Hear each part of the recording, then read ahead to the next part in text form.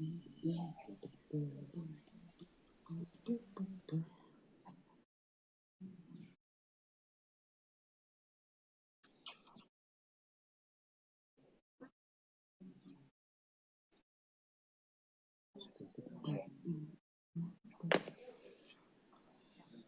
swear, if we end up with the non-glasses pick, I'm gonna be upset. I think she's just using I it. know. She's just using it for AI purposes. For AI? Yeah. To AI generate my eyes? Yes. Okay. So if there's a glare in our glasses, she'll use the non-glasses picture That's to fix fun. it. Yeah. I'm telling you, my family wouldn't recognize me without my glasses. One of those, I think it was not the last one, but the one before it, when we took in the home TV studio, they had us take our glasses off. I look at that picture, I'm like, is this before or after me?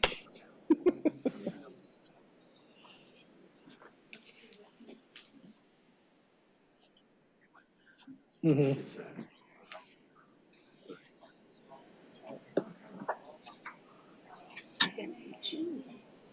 Dignitaries. Dignitaries.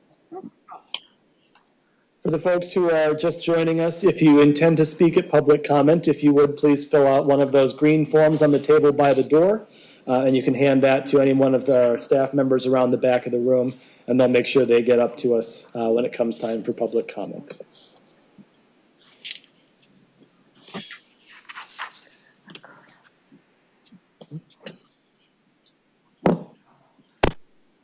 It is 6 p.m. We will call the July 23, 2024 regular meeting of the Township Board of the Charter Township of Meridian to order. First item on our agenda is the Pledge of Allegiance. If you will, please join me in standing for the Pledge of Allegiance. I pledge allegiance to the flag of the United States of America and to the republic for which it stands, one nation, under God, indivisible, with liberty and justice for all.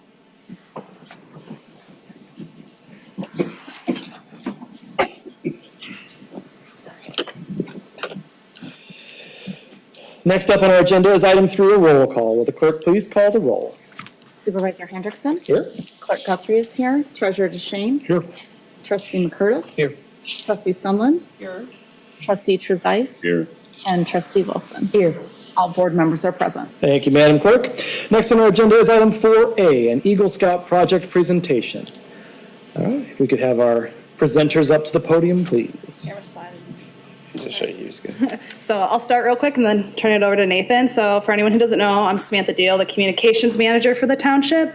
And Nathan here is going to be a senior at Okemos High School, and he had reached out about possibly doing his Eagle Scout project, something related to home TV. So we met, kind of discussed what he could do, and he's going to present on that real quick. Thank you very much. Good evening, everyone. I'm Nathan Beamer, and I'm a Boy Scout in Troop 125 from Okemos. Currently, I'm working towards achieving the rank of Eagle, and it's the highest rank in scouting. And in order to do so, I must complete my Eagle project. The purpose of the project is to show what I've learned over the course of my scouting career. And the 3 requirements of the project are that I plan it, I display leadership, and the project benefits my community. Last year, I began interning at Home TV over the summer due to my interest in film, and I learned a lot.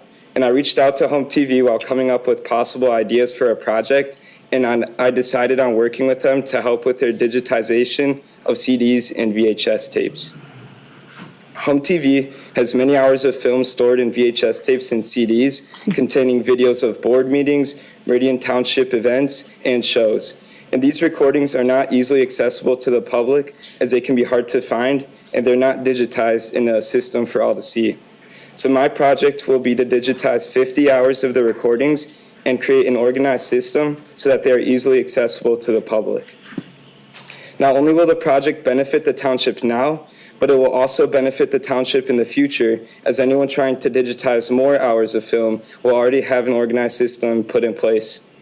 With this project, I will be benefiting the community by preserving the recordings in an easily accessible digital format, and the recordings can wear down over time in their CD or VHS form, so I'm helping to preserve the history of Meridian Township.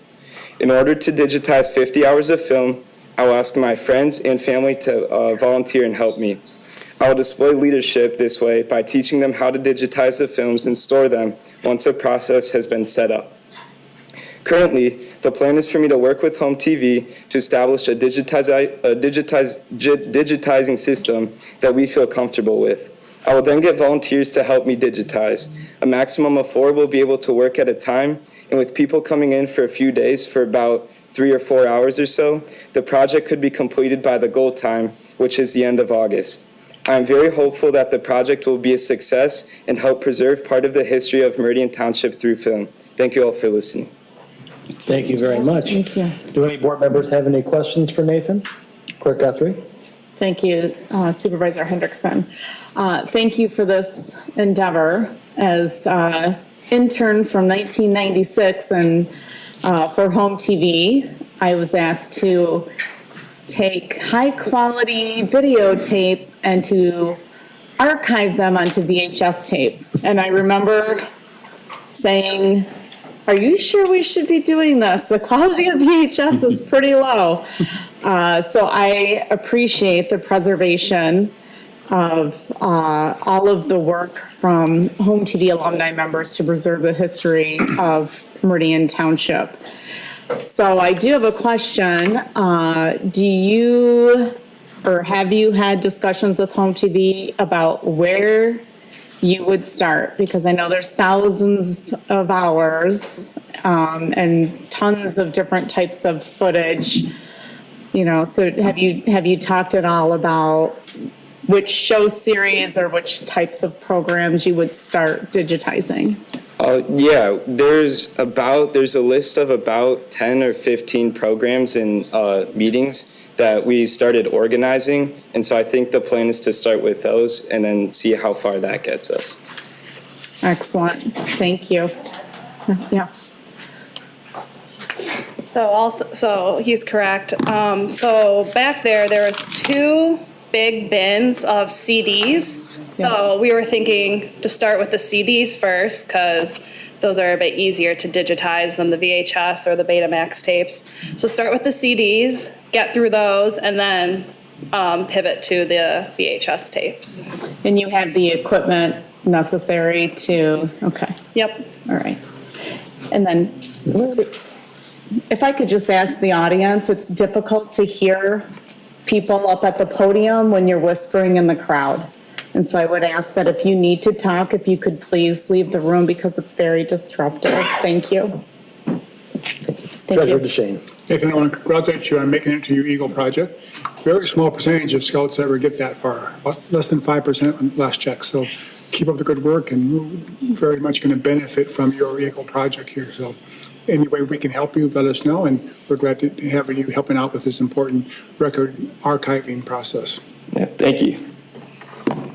I'll simply add that as a Life Scout myself, I got to almost to the point of doing my Eagle Scout project. Didn't quite make it. I'm always in awe of those who do make it to their project and are able to successfully complete it.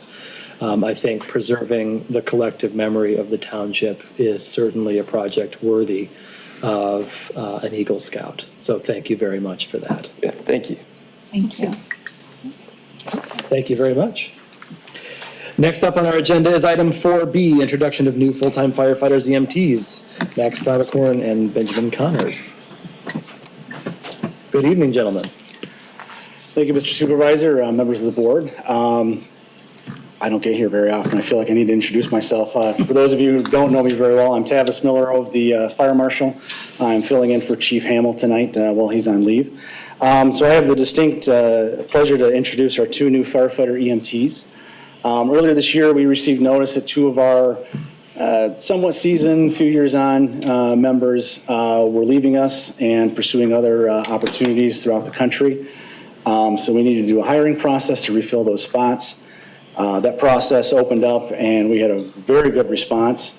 We brought in 10 individuals to interview. From there, we narrowed it down to 4, and then from those 4, we narrowed it down to the 2 that you see here. So I'll introduce our first one.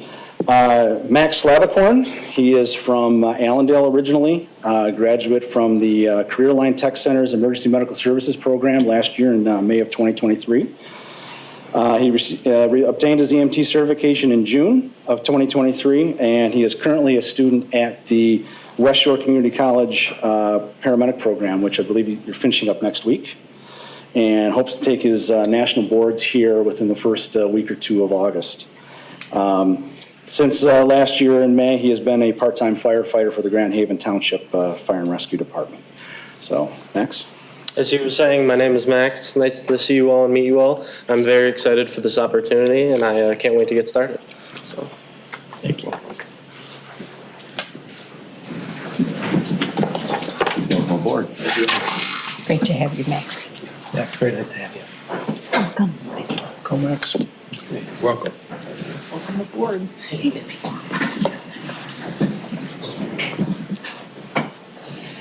Our second firefighter EMT tonight is Benjamin Connors. He is originally from East Lansing. Obtained his EMT certification in May of last year also, and he is currently enrolled in Ascension's paramedic program, which I believe is the same program our last 4 new hires have come from. So that's proved to be pretty fruitful for us. He will graduate from that program in December.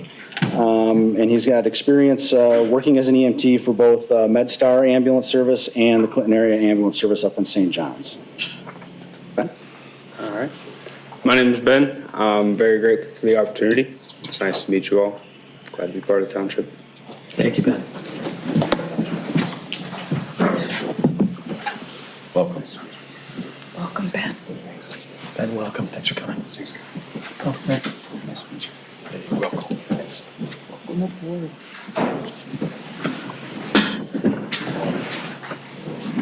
So Max and Ben are just wrapping up our a newly designed 2-week kind of onboarding academy that we're doing. They've gotten great reviews from the people they've been working with in the stations, and once they get things wrapped up, I think this Friday, they get cut loose and be on the schedule as of Saturday. So thank you very much. Fabulous. Welcome.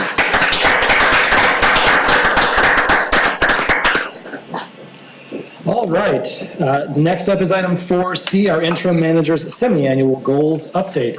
We'll turn things over to interim manager Tim Schmidt. Thank you, and given the breadth of the agenda, I will try and be relatively quick here. A little over 6 months ago, the board established a series of goals and established specifically top 5 goals for the year that the board wanted to accomplish. And I just want to give the board a brief update on those goals. And after this, we are working with staff and communications to highlight this on our website, along with also providing some additional context from what some of the other work staff has been doing over the course of the last 6 months.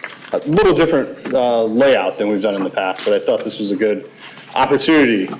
So first and foremost, not that I could have scheduled it any better, but enhanced public safety was your first goal. And one of those items was to get police and fire to full staffing levels. And I'm proud to say that as of December, police should be at full staffing. We see the light at the end of the tunnel through due in no small part to the board's leadership in providing us with some additional tools to recruit earlier in the year.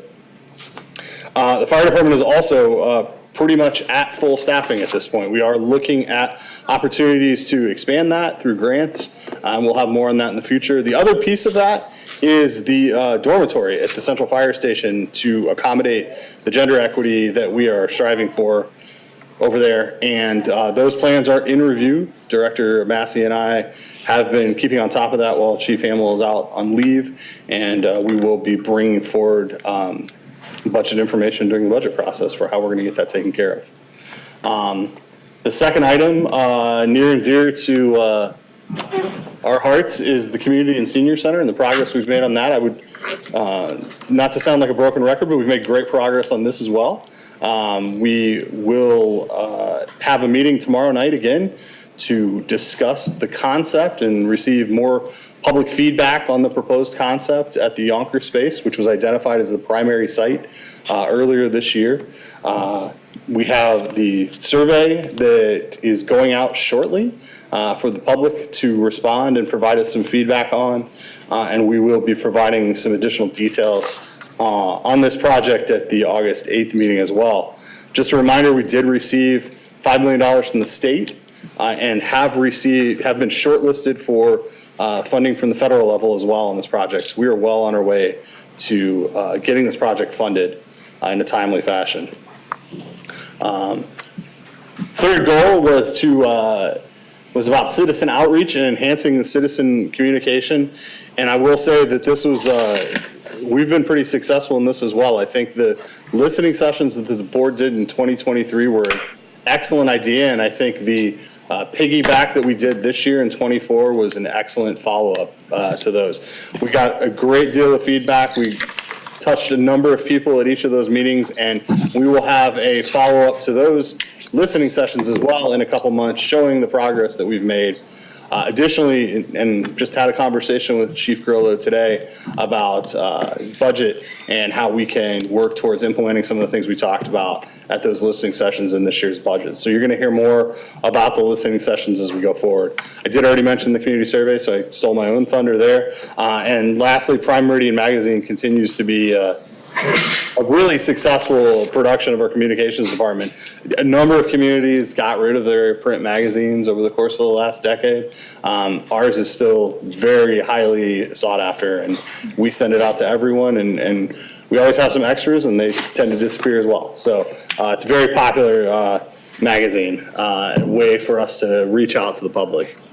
Our fourth goal was regarding diversity, equity, inclusion, and we've made great progress here. We've built upon the events in this community that celebrate the wide and rich diversity in the community. I have to plug Juneteenth again because some of the best, I guess it was kind of funk music that day, and it was really hot, but you couldn't help but kind of start dancing a little bit, and then you started sweating, and you really wanted to jump in the lake. But it was a great event this year. I would also point out that the policy review committee that the board established has made great progress on the board policy, and the personnel policies are currently under review by the township attorneys, and we'll continue those balls forward this year as well.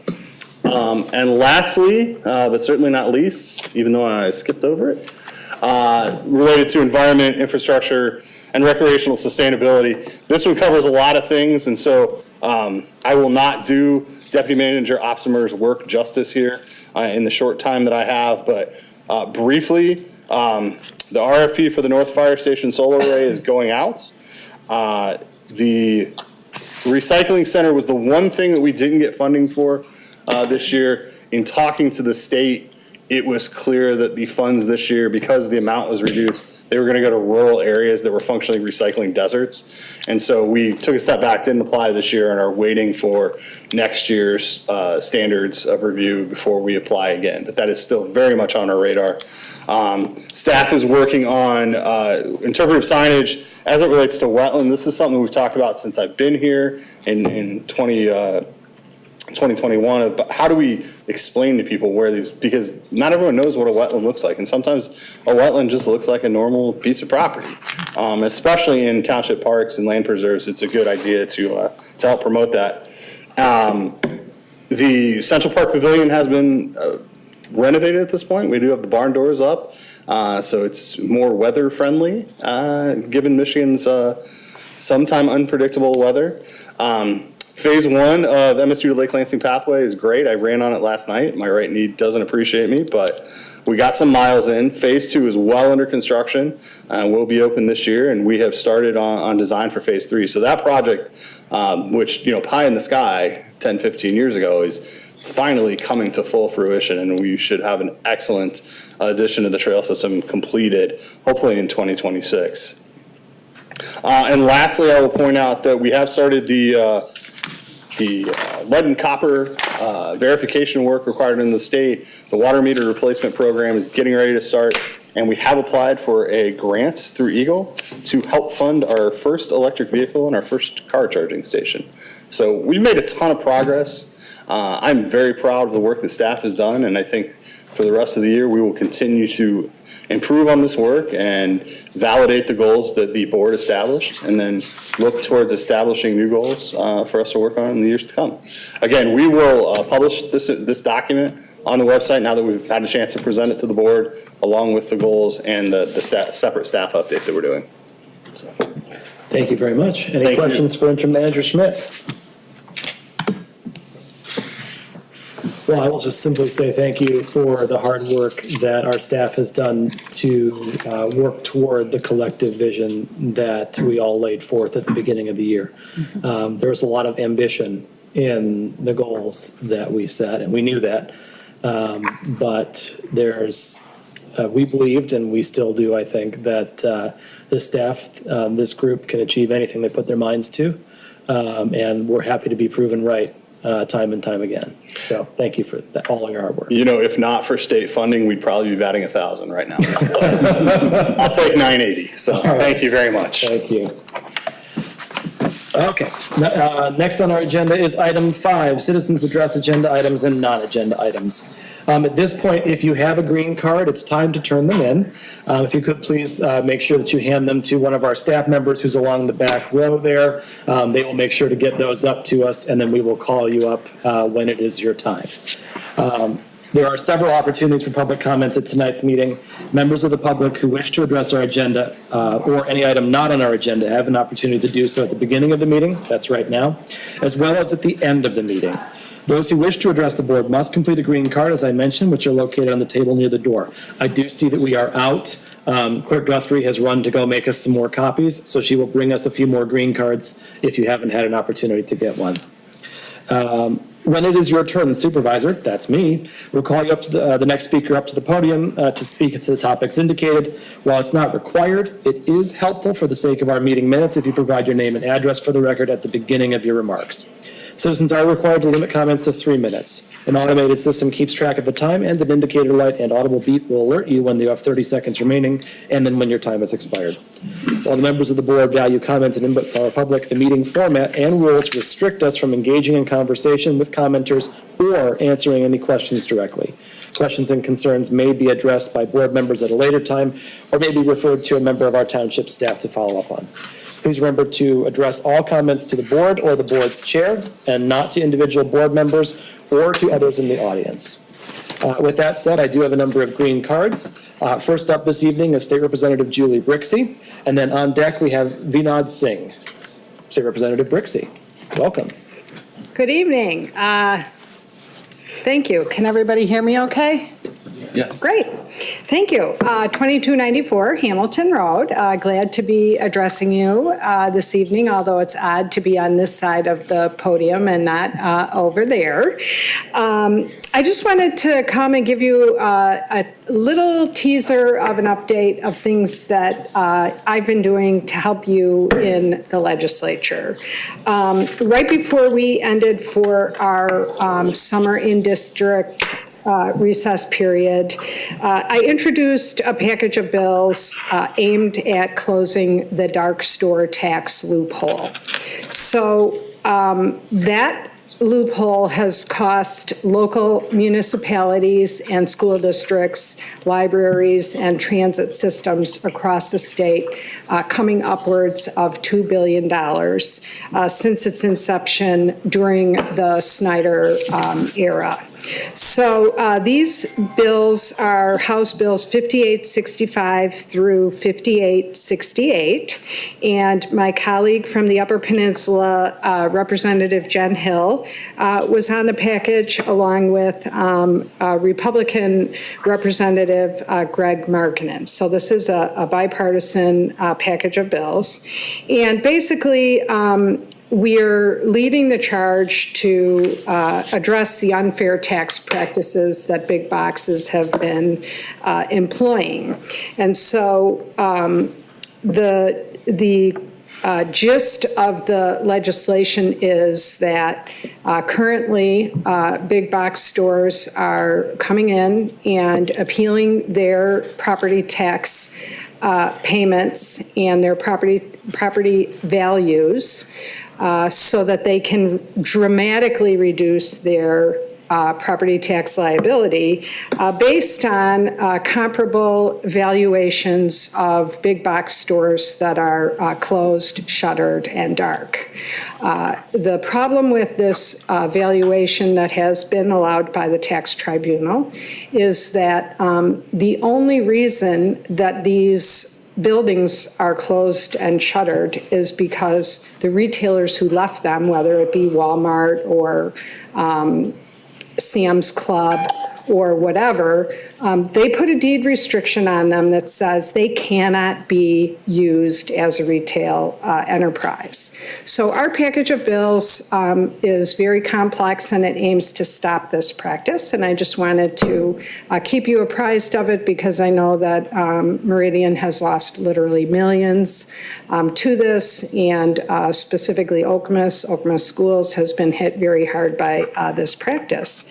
And then the final thing, if I could, if you could indulge me for just an extra moment, I wanted to let you know that we did give you an increase in revenue sharing this year in the budget, and I was really happy that we were able to do that, and mostly we were able to do that because of the democratic values of the majority we have. So with that, thank you very much for all of your service. Thank you, State Representative Julie Brixey. Next up, we have Vinod Singh, and then on deck, we have, oh boy, this will be a test of me reading handwriting tonight. Kumar Singh is on deck. Thank you, Chairman and the board members. I live in the Meadows community, 3548 Astilby Drive, which is just across the Okemos High School, half a mile from Highworth Elementary School and a mile from the Kinwa and Chippewa Middle School. I'm here to represent and oppose the marijuana dispensary which is promised or proposed to be open at Jolly and Okemos Road somewhere. Because this whole school area comes within a radius of the kids, half a mile, 1 mile. And we don't want kids to get impacted when they are learning, they are adolescent, they're teenagers, because they don't know what the decision they are making and how they are getting impacted. Let's take into perspective, when few years back, you probably heard, the opioid started, oxycodone. This is just a painkiller. You take it. It's going to heal you. It's going to fill your gap. What happened ultimately? Midwest, Ohio, Michigan, all this area were the major impacted. We don't want this thing to happen again in the kids, where we are building the future by raising the kids, providing the guidelines, because we cannot monitor each and every time. Kids going to school, coming back, they are getting contacted with somebody else. So they can open the business anywhere else they want, but I oppose to be in this locality, because this is going to impact directly to the kids and the future of this community. And you see everyday news happen, this people died, opioid. Because once you become addicted, it's going back to the normal, it's very difficult. So that's my suggestion here. I'm here to request the board consider seriously, in the benefit of the community and the benefit of the school and the children, that these things needs to be stopped here or move somewhere where if I need to buy something and I'm driving, I can go there. But kids' proximity needs to be stopped. Same time, this may impact the property value as well, community in all. Because when you use something, you're not in the control. You're going somewhere, it can create accidental situation on this Okemos and busy intersection. That can be also a problem. So these are the concerns I bring to the board, and I will request you to consider highly and make sure these things are in the best interest of the kids and the community. Thank you for the time. Shukumar Singh, followed by Horesh Nandani. Thank you, board members. I also oppose the same issue which Vinod brought it up. And again, what he said, I'm going to emphasize, I think we want to use 3 A's: accessibility, availability, and away from the schools. I think there might be 1,000 places within our communities, and you could find many places to have this dispensary there. Because you are within this 1 mile radius, you have elementary school, your middle schools and high schools. And we have seen lately, like in our areas, folks parked in their cars, smoking stuff, which is not like when you don't want to leave your kids walking around. So it's not about property values or anything, it's a safety issue within our community. And when we are talking about our kids and future of our communities, we want to make sure it is safe, secure, and easily livable for the younger generations. So I would highly request you that you reconsider this. And there is a plenty of space available in our communities. And this dispensary, it has a place. We are not saying it should not be there. There is a place, but find the right place for that. So I would highly urge you to please reconsider and make sure we are protecting our kids, our communities. And I do appreciate your service, and I know you are going to do the right thing, and you will do the right thing. So thank you again. Thank you. Harish Tekiandani, and then Pasupa Tekiandani. Hey, Scott, mention the video applause. Good evening, sir. In addition to what my friends have already said, my biggest concern also is the traffic at Jolly and Okemos is pretty bad. You know, we have had several problems. Excuse me. Stop, I'm sorry. We have had several problems in that area. All this will do will create more problems. So we'll be very thankful if you consider the traffic pattern and the vicinity to the schools that it'll impact upon our kids for a long time. Thank you very much.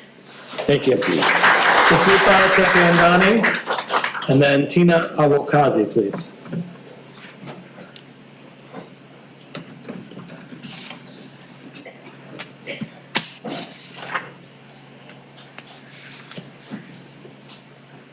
Yes, thank you for giving me the opportunity to speak over here. I am the same with I oppose this the business coming in the Okemos area, as there's elementary students and then the high school students are very close by.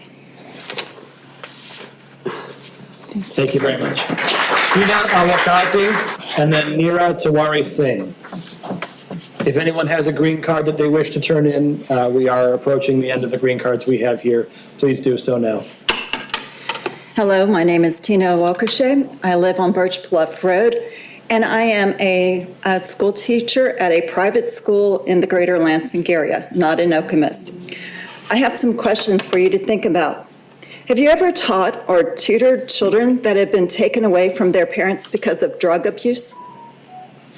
Have you ever worked with students that have learning delays because their mother was on drugs when they were pregnant with them?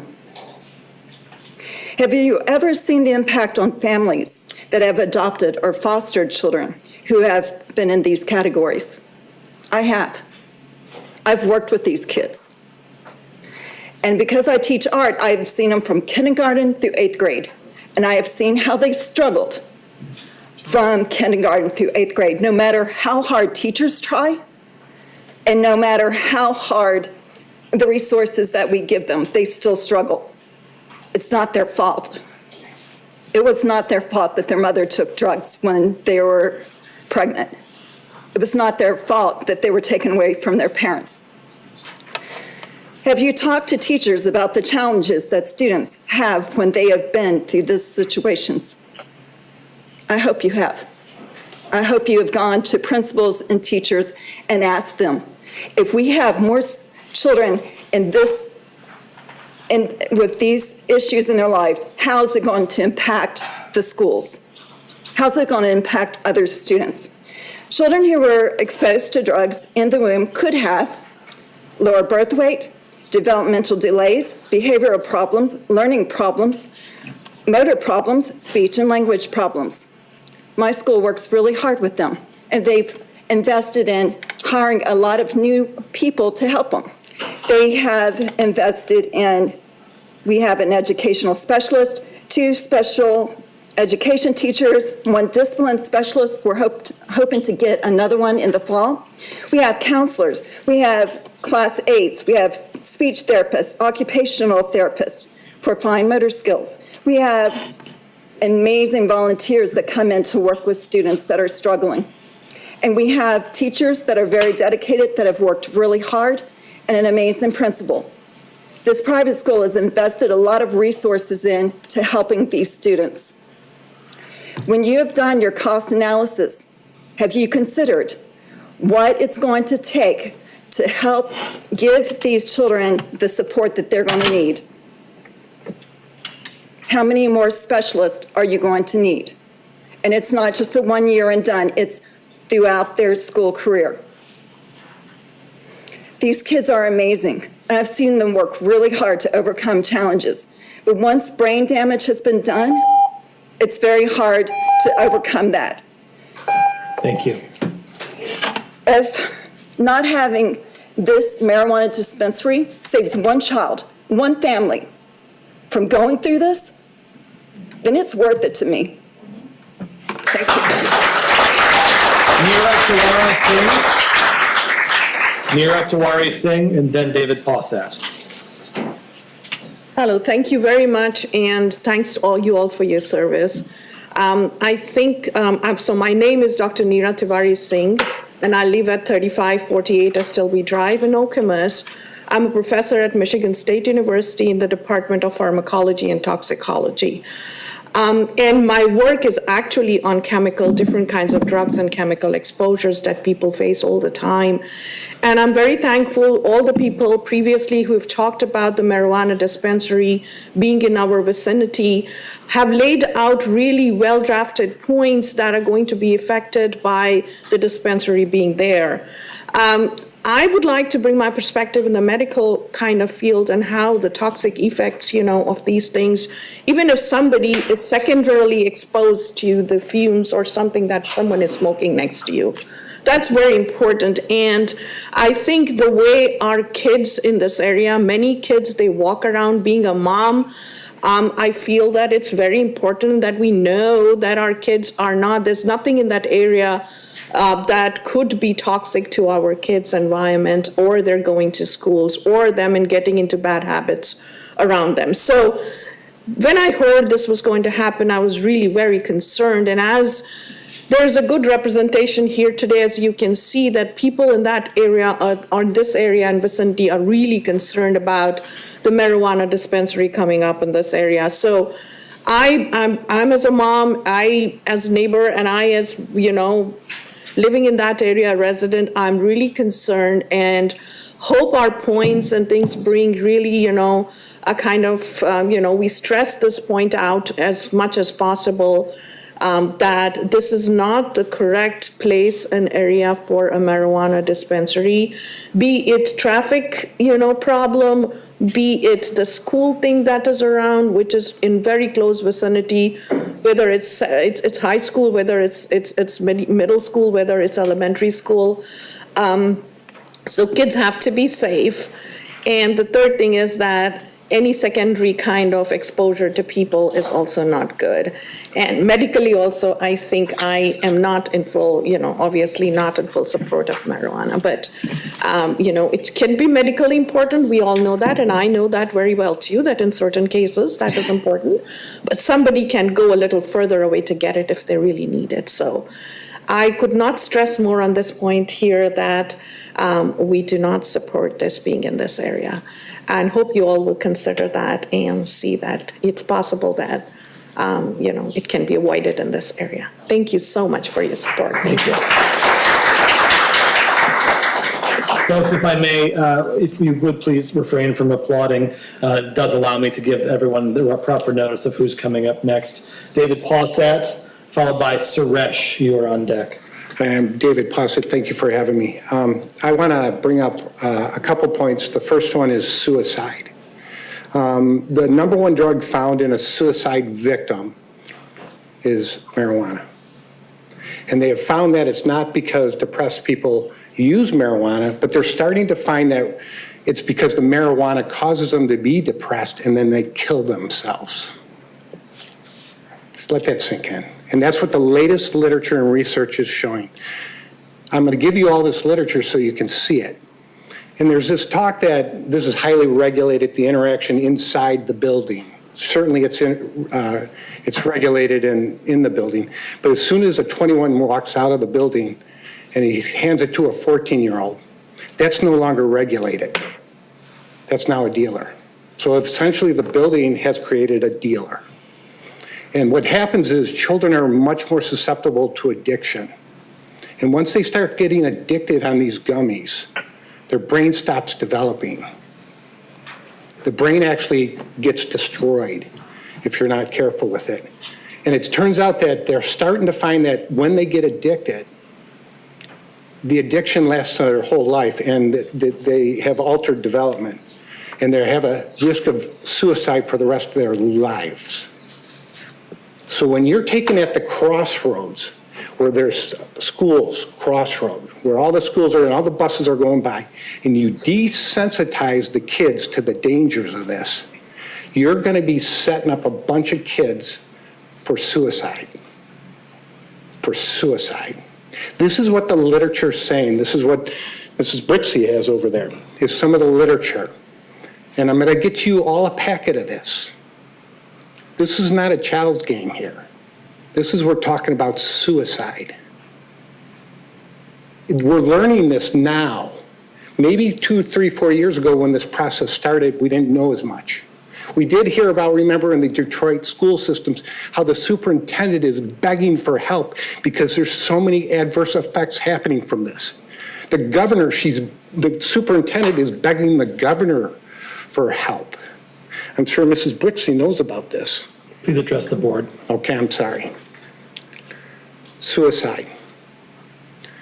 So what I'd like you to do is please, deeply, deeply, deeply think about the dangers of this before you make this decision. This is not child's play.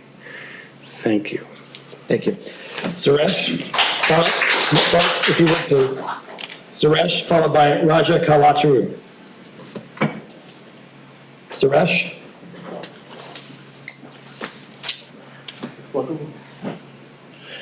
Good evening, supervisors. Would you please give us your name? Suresh. Yeah, good evening, supervisors and other board of members.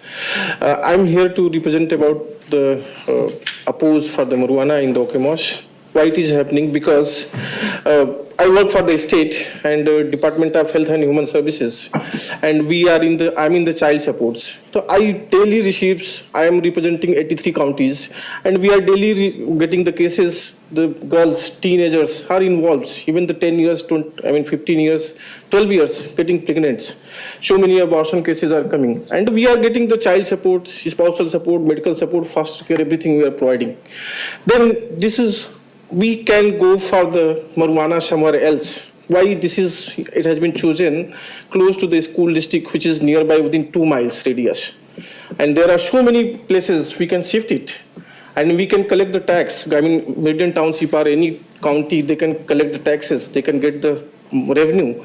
But why this place especially has been chosen? Any significant reason? We can think over it and move somewhere else so that we can save as other people said over here, we can save our community, save our kids, and security features, and so many good advantages. We can build the good community, good environments, and respect the peoples and their feelings. Thank you very much. Thank you. Raja Kawaturu and Srinivasa Marpina.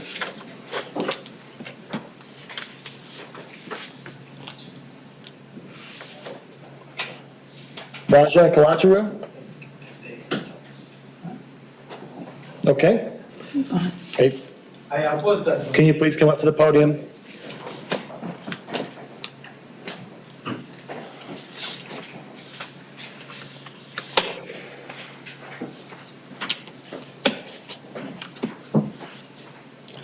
Thank you for giving this opportunity. So actually mainly we are opposing that dispensary to come that area. That's only my main motto is. Thank you. Thank you. Srinivasa Marpina and Ravi Shankar Chinboma.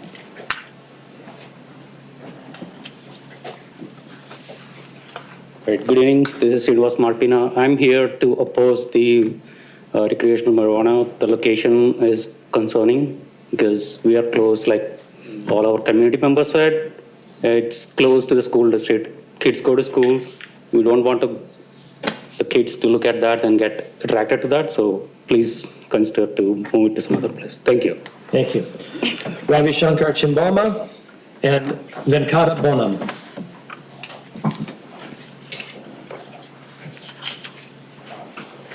Yeah, hi. My name is Ravi Shankar Chittibomma. I'm here to oppose the marijuana dispensary. I have two kids. One of them goes to the high school, Wookums High School. And I also live in the Meadows area there. So we are in the vicinity of the area and we do not want the dispensary to be here. Please do consider and do whatever that can be done. Thank you. Thank you. Venkata Bonam and then Sunita Oja.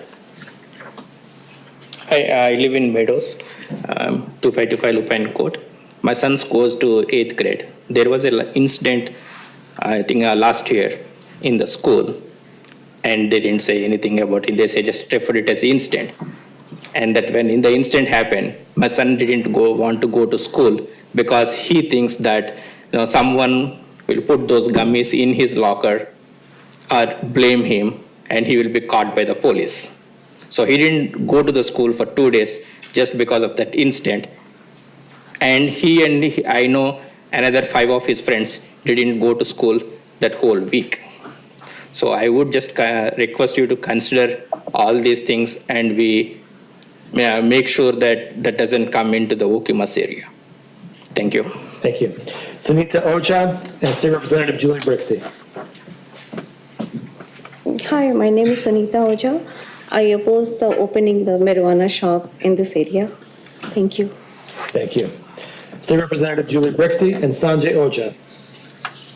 Thank you, Mr. Supervisor. The only reason I'm asked to come back and speak again is because a member of the public inferred that I was opposed to the application that you have before you because I was holding literature that he had handed me moments before. And I want to make it abundantly clear to the Meridian Township Board that I am not, in fact, opposed to the special use permit being proposed down by the 7-Eleven. I think that it looks like a decent project. It's a reasonable application of something that was passed overwhelmingly by the residents of Michigan. And I do not appreciate having a member of the public infer that I am opposed to something simply by being here at the meeting when this is being discussed. Thank you so much for indulging me and allowing me to correct the record. Thank you. Sanjay Oja, Narendra Malaguri. You're on deck. Hello, I'm Sanjay Oja. Again, I'm here to oppose the opening of the marijuana dispensary at the location in the Okimos and Jolly. The basic reason discussed over and over again is about schools in the proximity. Kids seeing those marijuana dispensary available to all, it kind of gives them an impression of it is okay to have a marijuana, which is addictive.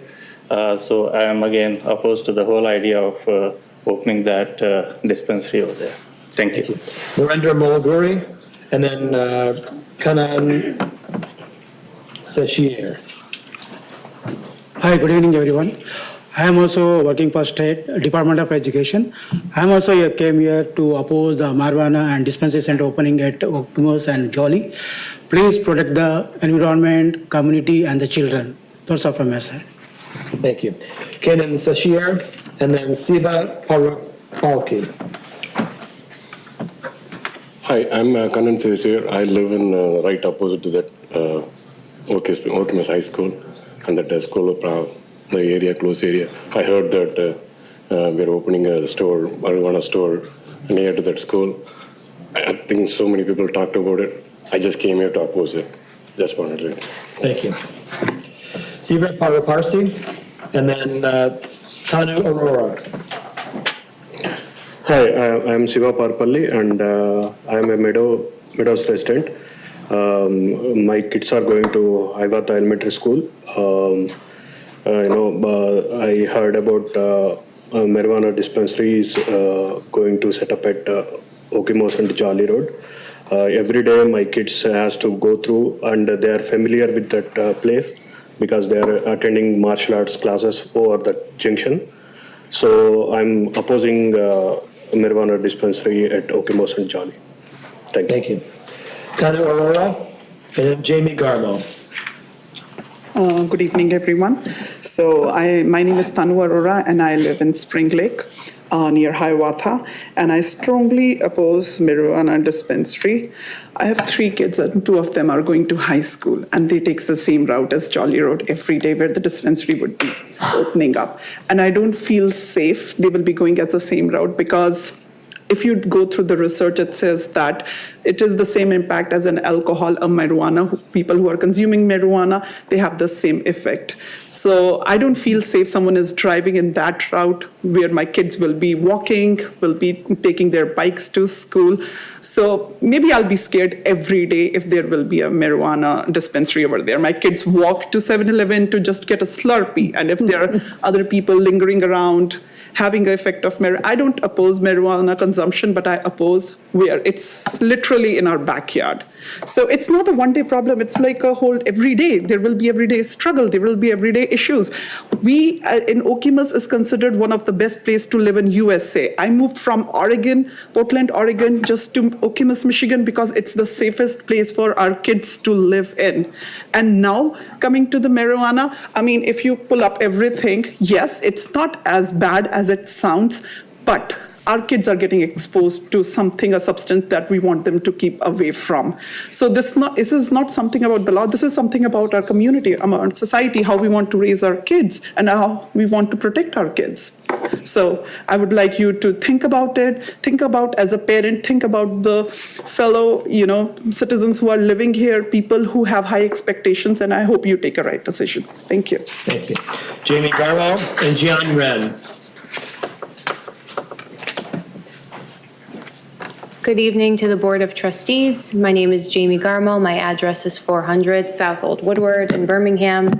I am on behalf of the applicant of the special use permit. I am their legal counsel, and I've had the opportunity to present to this board multiple times as the board has diligently and thoughtfully crafted a licensing and zoning ordinance that is in the spirit of what the state statute is in terms of where marijuana retail locations are placed in their proximity to schools and other sensitive uses.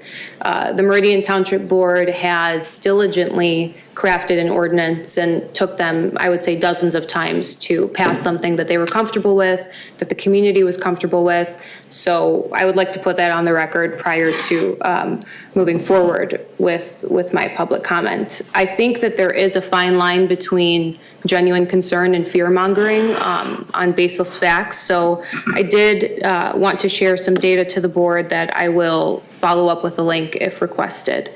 Marijuana regulation has an impact on crime rates and drug use in terms of it actually reducing crimes, and it actually may play a role in the prevention of certain crimes, This is corroborated by many journals, for example, the Journal of Economic Behavior and Organization, finding that legalized reduced consumption of marijuana reduced illegal consumption of other drugs and illegal consumption of alcohol. I'd also like to point out that a retail location doesn't necessarily, or does not mean at all, consumption of marijuana at a retail site. Similar to purchasing alcohol, which you can purchase at the 7-Eleven that is adjacent to our space. You can't open a bottle of liquor after purchasing it. It's the same exact rules as it pertains to marijuana retail locations. In fact, in order to walk into a marijuana retail store, you have to have identification to prove that you're 21 years old. So there isn't really any, this fear mongering isn't based in facts and how cannabis retail sites actually operate. Most of them have a stellar record, including ours. We are subject to CRA, Cannabis Regulatory Agency inspections annually, twice annually, and regularly by all the municipalities in which we operate. So it's important for us to have relationship with government and administration to ensure that all of the compliance rules are being followed, and just because of the newness of marijuana, of course, it's a new industry, it's a new market, to ensure that the townships and cities that we operate are comfortable with all of the happenings. So that's what I have to say as it relates to our special use permit application. Thank you. Thank you. We would ask if you could to stick around for the agenda item in case we have any questions. John Wren, followed by Deborah Dantas. I want to voice my strong objection for open marijuana so close to a public area for 3 reasons. First, to the best of my knowledge, if you check neighboring township, no one did this so close to public area. How close? Within about a mile radius, there are 3 schools: Hawassa Elementary, Chippewa Middle School, and Okemos High School. That's the first thing. Secondly, we know we have a recycling center is somewhere far away in the countryside. Why do we want to open marijuana shops so close to public area? That's a question everybody should think about, right? Even though I'm not trying to say I object opening marijuana retail store, but we have to be very careful as to where we should open that, because many kids, they don't know what's right, what's wrong. They just say this is open, accessible, they will do it. Thirdly, if you check real estate market, they say this house is so close to public area, public school, hospital. They never say it's so close to marijuana shop. It will, reduce the house price, the market real estate price, to make our township less livable, maybe less safe environment. It's not maybe no longer a better place or good place to raise family, kids. So I want everybody to think about that, rather than just to say, we want to open a marijuana store without considering the suitability of the location. Okay, that's my point. Thank you. Thank you. Deborah Dantas, and then Siva Nadimpali. Hi, I'm Deborah Dantas, 3590 Breezy Point Drive in Okemos. And I really wanted to speak about something else, but my heart is racing so hard right now because I'm frustrated and upset. We have a state representative saying that this proposal passed with so many votes, which is overwhelming votes. I'm sorry, use the word overwhelming votes, which is not true. We know that is not true. It passed with 11 votes, I believe, 11 or 12, a difference, so that's not overwhelming. Then we have someone else saying that it has to be in relation with the community and the community accepting all of these. The community did not know about this. You have a great amount of people who did not know. We have been talking about this with you for a long time. Out of that 100 people that I served a month ago, 98 had no idea. So it is not something that the community knows. And that is why the proposal that I brought into you last week or 2 weeks ago was important. Because if we're going to do this, let's do it in the right way. Let's either put it in the vote, do your due diligence. Talk to teachers, like someone said. Make your research before you make this decision. We have values. We're trying to bring up families, clean, in a different way. I would love to see a flower shop instead of this, I don't know what, but something that brings community together, not something that brings community apart. So if we can please postpone this in order for us to inform the community and have the community like we should do, because it will impact us, and this is for the community. So we need to do it the right way. We either vote on it in the right way, having everyone known. I already got messages on my phone about the informative meeting we're going to have about the senior citizen center. That's fantastic. Why didn't I get one for these two, for the marijuana dispensaries? I would have been here on that day. Why weren't we announced for that meeting? Was there one in the same way that you are advertising all of the wonderful things that are coming ahead? I did not get one. And I would like you to really consider what is happening. You're hearing voice after voice. There are people that are not happy. So you are a representative. You represent us. So please do that, what we're asking to do. Thank you for listening. Thank you. Excuse me. Siva Narimpala and Marcos Dantas. Hi, good evening, everyone. Respected board members and ladies and gentlemen. My name is Siva Narimpalli. I'm father of two young children, and one of them goes to this Hiawatha, which is basically pretty close to this location where this is being planned. So first of all, I'm opposing this 9F, the recreational marijuana in that intersection. And someone is saying this is all fear mongering, and they're pulling statistics saying this decreases crime rates and all. What crime rates? Do we have those crimes in Okemos? Do we have these illegal drugs and all that stuff? I don't think so. We are probably talking about non-existing problems and solving them. We want to prevent these problems from occurring, right? So please, I don't know how much legal obligation you guys have to consider all these proposals from businesses, but I sincerely request you guys to please try to prevent this kind of business in the middle of schools where children are exposed to, right? The buses are going back and forth between high schools and middle schools and these primary schools there, and they are exposed to this business at the intersection. And also we're welcoming people who are all coming from Detroit with this dispensary. That's the welcoming to Okemos.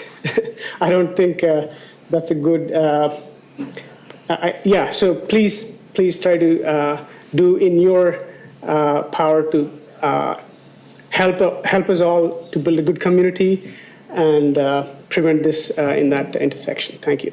Thank you. Marcos Dantas and Clara Regal is next. Yes, good evening, and thank you for listening. As you know, I have been here a couple of times to try to at least delay a decision on the creation of a recreational dispensary of marijuana in our community. I was privy to hear the plans as laid out by Tim Schmidt, who has been planning about this. In his mind, this is a done deal. And there were three assumptions in these plans that I would like to bring up. Number one, traffic will not be impacted. This was based on a 2019 assessment of the traffic, assuming that this is a regular business, just like if you switch 7-Eleven by something else or by Quiznos.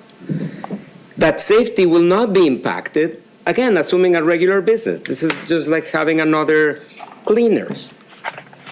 And that children will not be impacted because this is only products sold to 21-year-olds and they check ID.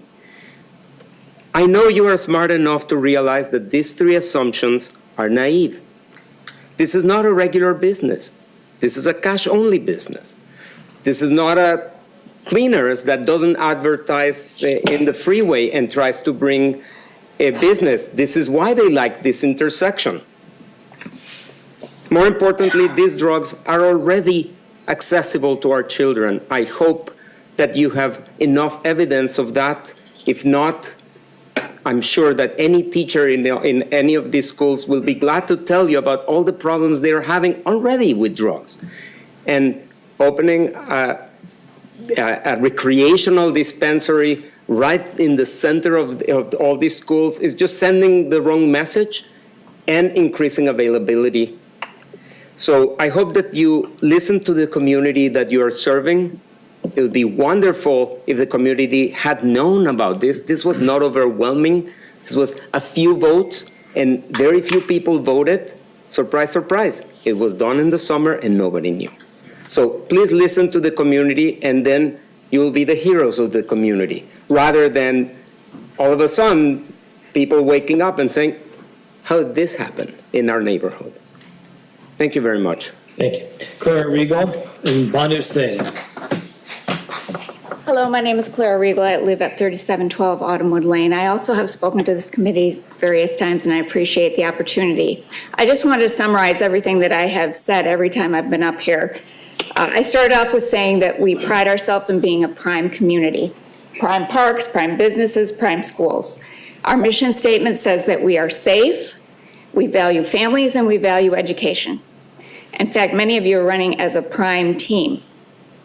This, I would like to correct the previous person that said that this was a unanimous vote. This was not a unanimous vote. The first time it passed by 12 votes, and the recall it passed by 6 votes. That is not unanimous. We all have feelings about whether or not we feel the legality of marijuana is legitimate. That ship has sailed. What we're talking about is location, location, location.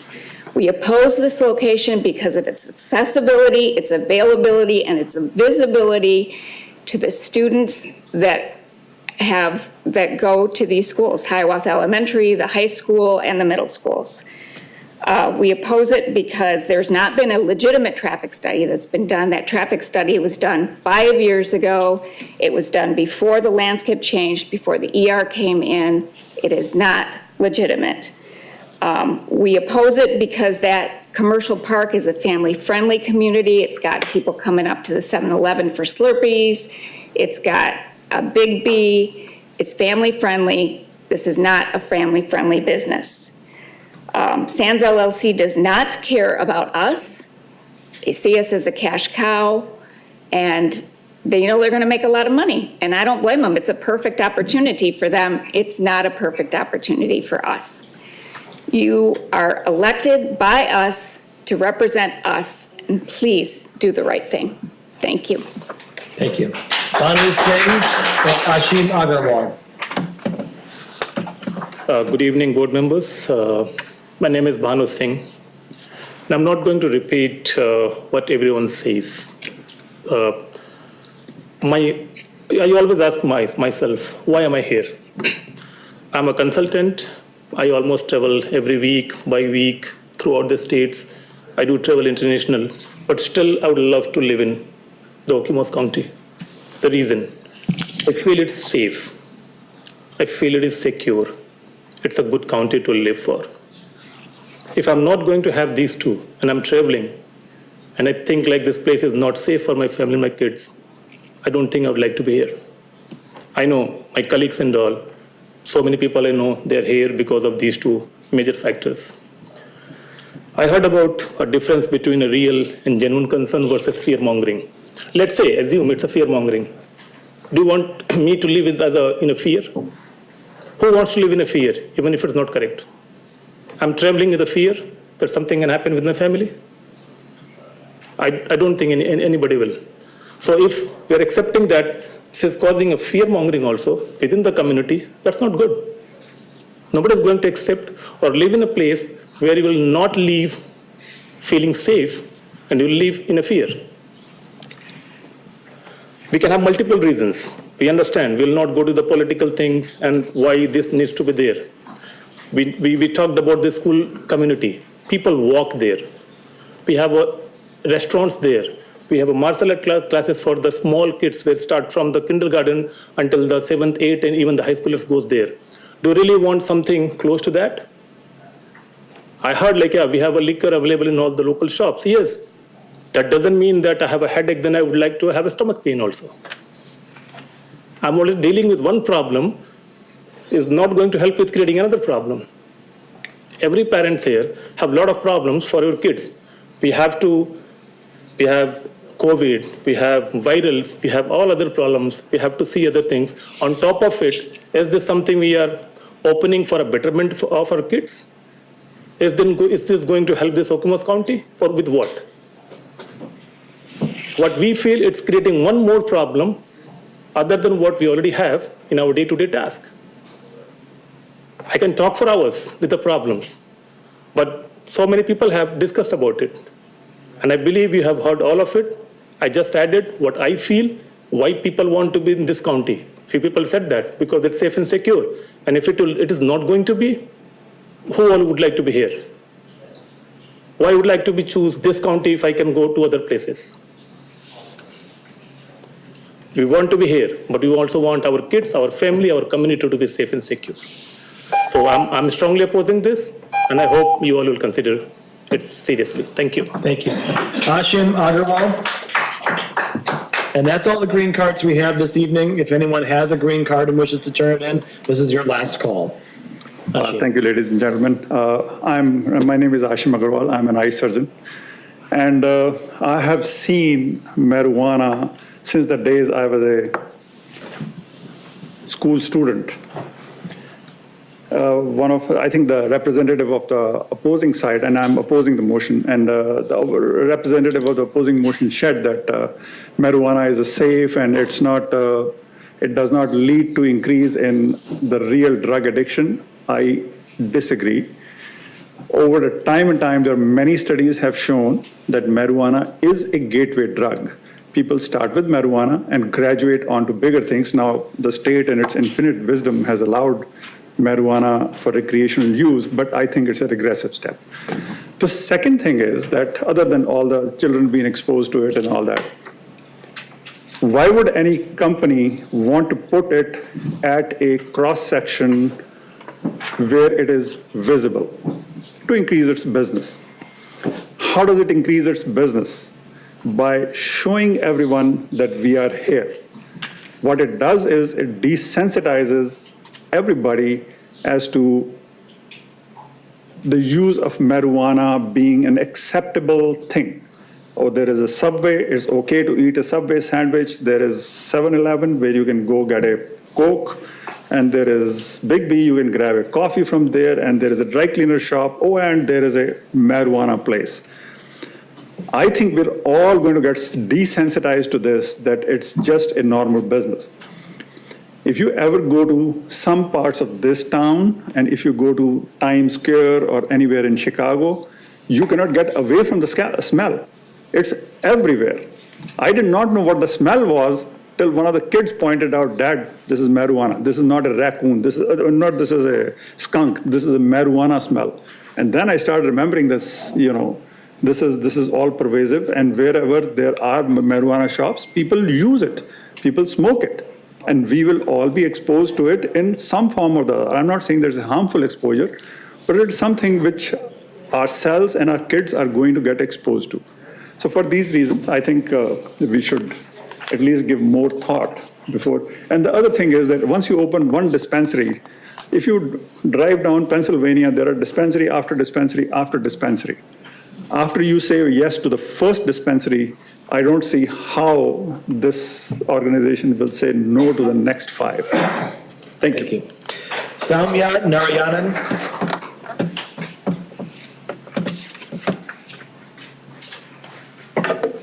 Hi, thank you so much for this opportunity, and of course, thank you for your service to the community. I'm a resident in Meridian Township in Okemos here.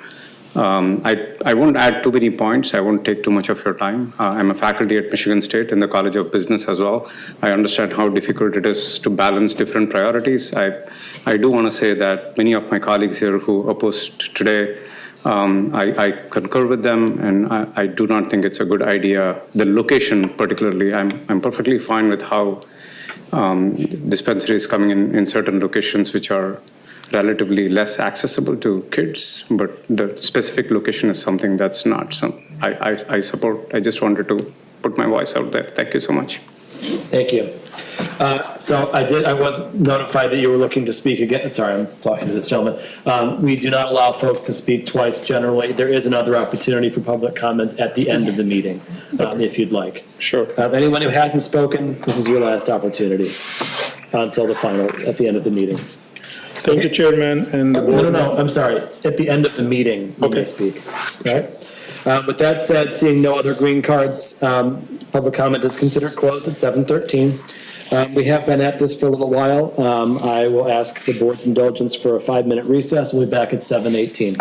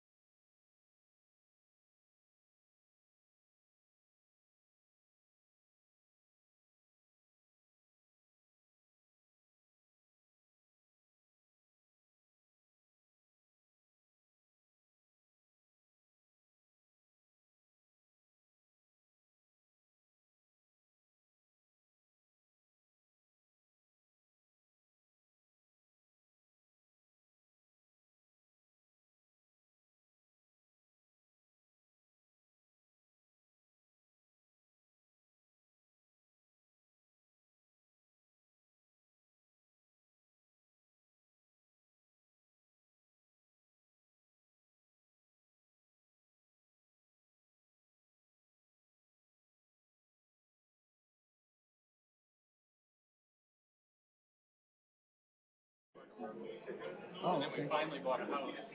Yeah. We went to Coleman Hills for a while and we moved to Chimney 6-7 years ago.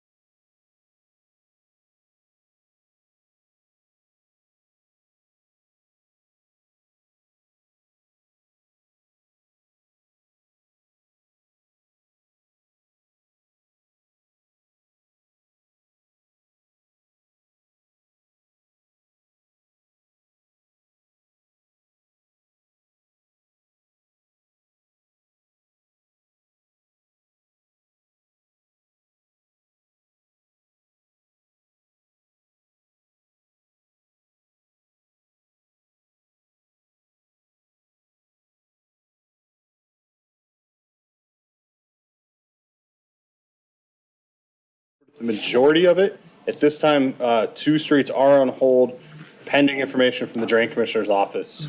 There is a drain project potentially up there, and so we are trying to coordinate now that they've raised that issue to us. Ton of restoration going on in the local road program.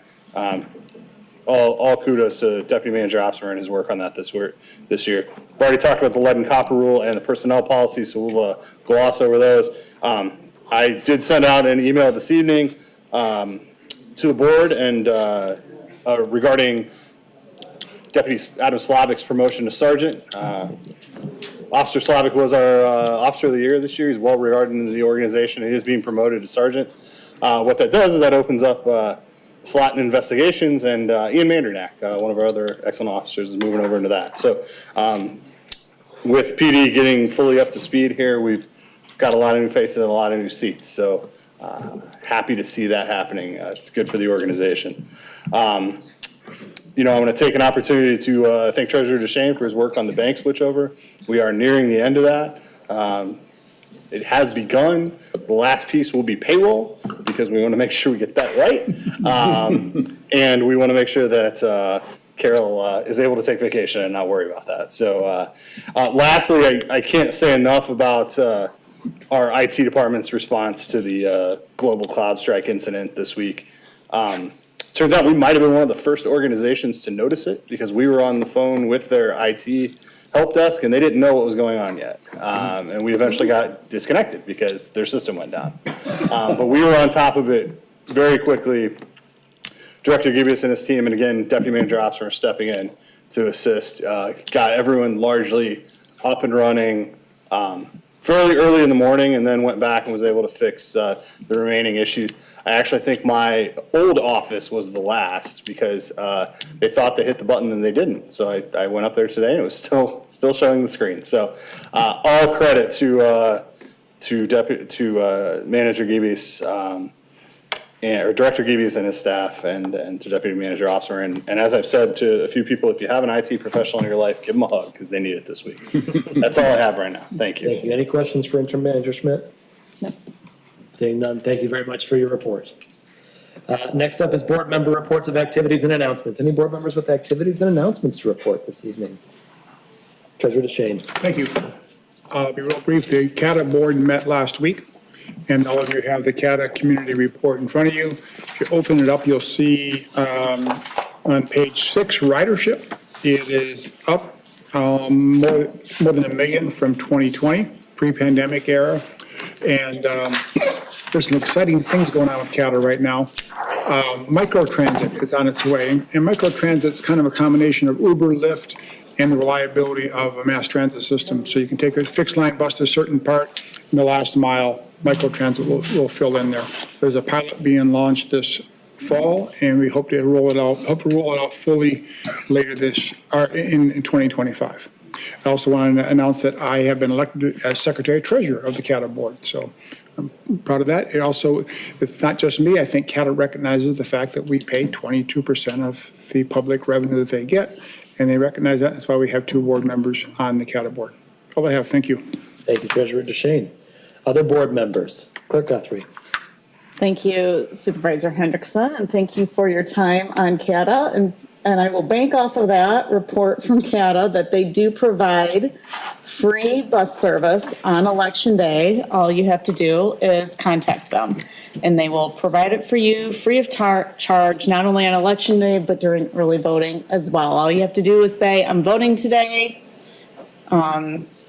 Please give it to me for free. And they will waive the charge. So in regards to election, the last day to register to vote in any other manner than in person was yesterday, Monday, July 22nd. Now through Election Day, you can register to vote right here at the local clerk's office. We're right over there. We're super easy to get to. Let's see, we've also received almost 40% of absentee ballots have been returned of the ones that we've issued. So if you're hanging on to them, like my husband and I, please fill those out as soon as you can and get them turned in. We do have Dropbox locations at the Hazlet Library, Okemos Library, and 2 at Meridian Township. You can use the one outside. Curbside, easy, just put it in, or right here inside the building if that makes you feel more comfortable. Early voting is from Saturday, July 27th to Sunday, August 4th from 8 a.m. to 5 p.m. We will be here to serve you. It's right here at this building. And Election Day is on Tuesday, August 6th from 7 a.m. to 8 p.m. Voter information is available on the Michigan website. So if you want to see a sample ballot, need to know your polling location. If you don't have your voter ID card on you, just go to the mi.gov/vote. We have been working on election security plans here. So not only are we administering elections, but we're also we also have been working on increasing our election security. We developed proper mail handling procedures.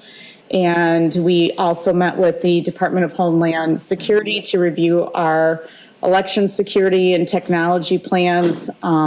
We have received a report back from the Department of Homeland Security, but they're so secure about it, none of us can get into it. I've requested a new password several times. They keep re-emailing it. So hopefully we will be able to look at that, make an assessment, and make a recommendation to the board. I'm sure there'll be budgetary requirements, so we will look at it as a group with the deputy township manager and bring that to the board when we have it. I'm also hoping to work with the chief, the fire chief, very soon on an election emergency response plan.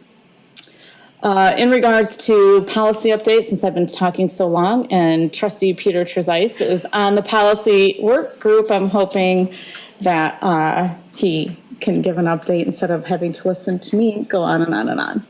All right. That's my report. Thank you. Thank you, for Catherine. your indulgence. Trustee Trezise. Now that the torch has been passed, yes, we have been working diligently on policy upgrades. We have gone through as a group probably, 13, 14 meetings, most of them 2 hours at a time and sometimes longer. We've gone through all of the general policy for employees and have made comments and suggestions and turned that over to council to work on that. And we've then taken up the policy for the board and its relationship as a board with each other, their authorities, what we can do. That's pretty much wrapped up. We've got another meeting tomorrow to see if we've got some fine tweaking to it and hope to bring it back to the Board of Trustees in August, probably the second meeting, given the agenda that may be on the first meeting. So, but we'll leave that up to a discussion with the supervisor as to when he wants to put it on. The board will have a chance to look at it well before the meeting, and it will be part of the packet, the board packet. We've changed the format a bit. What used to be 3 documents will be reduced to 2 or one document. And then we will also be working, if the board wishes us to work on some interrelationship between the board and the new manager that we hire and clarify some of that relationship and authorities. So that's what we've been up to. Thank you, Trustee Trezise. Trustee Wilson. The CRC, the Community Resource Commission, met on July 10th, and we have a very exciting project coming up. Between the Kiwanis and Rotary, Phil is a Kiwanian, I'm a Rotarian, we have put together $5,000 from our two clubs to do backpacks and other supplies for low-income students in the area, Hazlet and Okemos schools. So we are having a packing party on August 13th, and then everything is going to be delivered to the schools. So this is going through the Meridian Cares arm, which is what our Community Resource Commission is over, and I'm really excited to be a part of this. And the other thing I wanted to mention is that we are having an open forum again tomorrow night at 5:30 to 7 about the Community and Senior Center. Because this room will be busy setting up for elections, I understand. We're going to be at the pavilion right across the parking lot. So anyone is welcome to come. We will have the large renderings of what the building could potentially look like. And we're looking for feedback about the amenities and the design and so on. So we welcome you to join us at 5:30 tomorrow night. That's my report. Thank you. Thank you, Trustee Wilson. Other board, Trustee McCurtis. Just real quick, July the 10th was my first meeting for land preservation. And I learned a lot through that with the invasive species and all of that. The big thing that came out of that meeting is that there is a ribbon cutting ceremony at Davis Foster Preserve at 6 o'clock on August the 14th. That's my report. Thank you, Trustee McCurtis. Anyone else? I'll simply add that I attended our last community center, senior center discussion session that was in this room on the 16th. And I was very pleased with the turnout that we got from the public. So thank you to anyone who came and spoke with us and asked their questions. I feel like we got a very positive response to some of the new imagery we were able to show and some of the new amenities that this senior and community center will bring to the township. So we're very excited to incorporate those suggestions, and I'm looking forward to our meeting tomorrow evening as well. With that said, we'll go on to our next agenda item, which is agenda item 8, approval of the agenda. Do we have a motion to approve the agenda? Treasurer DeShane. Moved by Treasurer DeShane, supported by Trustee McCurtis. Any discussions on the agenda? Seeing none, all those in favor say aye. Aye. Any opposed? Motion carries. Next on our agenda is item 9, our consent agenda. We have several items on our consent agenda this evening, including our communications with the Township Board, our meeting minutes from our July 9th, 2024 regular Township Board meeting, the bills for this period, and appointment to the Brownfield Redevelopment Authority for Jim Hodolph, a licensing resolution for approval in Zone 3, Ordinance 2024-05, liquor license regulations update. This is for reintroduction. Some of you may recall we introduced this for introduction last meeting. However, our attorneys have suggested several small technical changes that do not change the substance, and as there were changes, recommended that we reintroduce the agenda item, which is why it's on our consent agenda. Do we have a motion for the consent agenda this evening? Disposal of surplus vehicles. I'm sorry, there's also disposal of surplus vehicles that I skipped right over. My apologies. Do we have a motion for the consent agenda this evening? Trustee Wilson. Move the consent agenda. Second. Supported by Trustee Sunland. Any discussion on the consent agenda? Clerk Guthrie. Thank you, Supervisor Hendrickson. Under communications, there was one address that was included, and I asked the board to allow me to redact that as part of the official record for Privacy Act protection. Any objections? Seeing none. Thank you. All right. As the consent agenda does contain a financial component, we'll ask the clerk to please call the roll. Supervisor Hendrickson. Yes. Clerk Guthrie votes yes. Treasurer DeShane. Yes. Trustee McCurtis. Yes. Trustee Sunland. Yes. Trustee Trezise. Yes. And Trustee Wilson. Yes. Motion carries 7-0. Thank you very much, Clerk Guthrie. Next on our agenda is item 10, questions for the attorney. We have none. Item 11, the hearings, we have none. And then agenda item 12A for action items, we have final plat number 19012 for sanctuary number 3. And we'll turn things over to, well, I guess this hat, you're our community planning and development director, Tim Schmidt. I have switched hats on you. So this is a request from Jaguar Homes for the final plat for Sanctuary 3. So just for those board members who haven't been through a plat process, we approved the original concept several years ago. They further refined the engineering and that was approved. Then what happens on a plat is they build all the infrastructure and get it ready to actually build homes. But before they can build a home or sell a home or put a home under contract, they have to have the final plat documents taken care of. That involves approvals here, approvals at the county, and then ultimately an approval at the state level. And so the property we're talking about is this area right here off of Robbins Way, on the north side of Robbins Way. It was approved for 7 homes. It was a very specific design, and this is that specific design. They've gone through a substantial amount of work with the drain commissioner's office to get the drains to work just right, and had one issue that was outstanding, and that is the construction of the pathway. There's a pathway that will go to the north here and cross over and connect to the existing system to the north on the other side of the Consumers Energy corridor. However, we are still waiting on a Consumers Energy easement to make that happen. And so pursuant to the ordinance and the law, they are permitted to put a bond down for construction of that, allowing the final plat to go forward. That is the only piece of infrastructure that has not been installed at this point. We do have the bond, therefore we have brought this to the board for final plat approval. Under state law, we do have 20 days to approve this, which is why it's on your agenda this evening, because the 20 days expires on Saturday. The proposal that you see is functionally exactly the same as what has been previously approved at tentative preliminary and final preliminary plat. And so staff would recommend approval of the final plat for Sanctuary 3. Thank you very much. Thank you. Board members, any discussion or comments on this matter? Treasurer DeShane. About 6 years ago, we had a discussion of this. I think maybe, Jim, you know for sure, but we had as many people from Robbins Way talking about this as we had almost people commenting on other issues. And as I recall, it was originally a 10 parcel plot, and at the request of the residents, you scaled it back to 7. Is that correct, Jim? Yes, it is. Okay. And we appreciate that. And so this is, I think only Kathy and I were on the board at the time, but it was a great example of the developer listening to what the residents wanted, and they were concerned about the additional traffic it would create with 10 homes and a little too much density. So we've seen this before.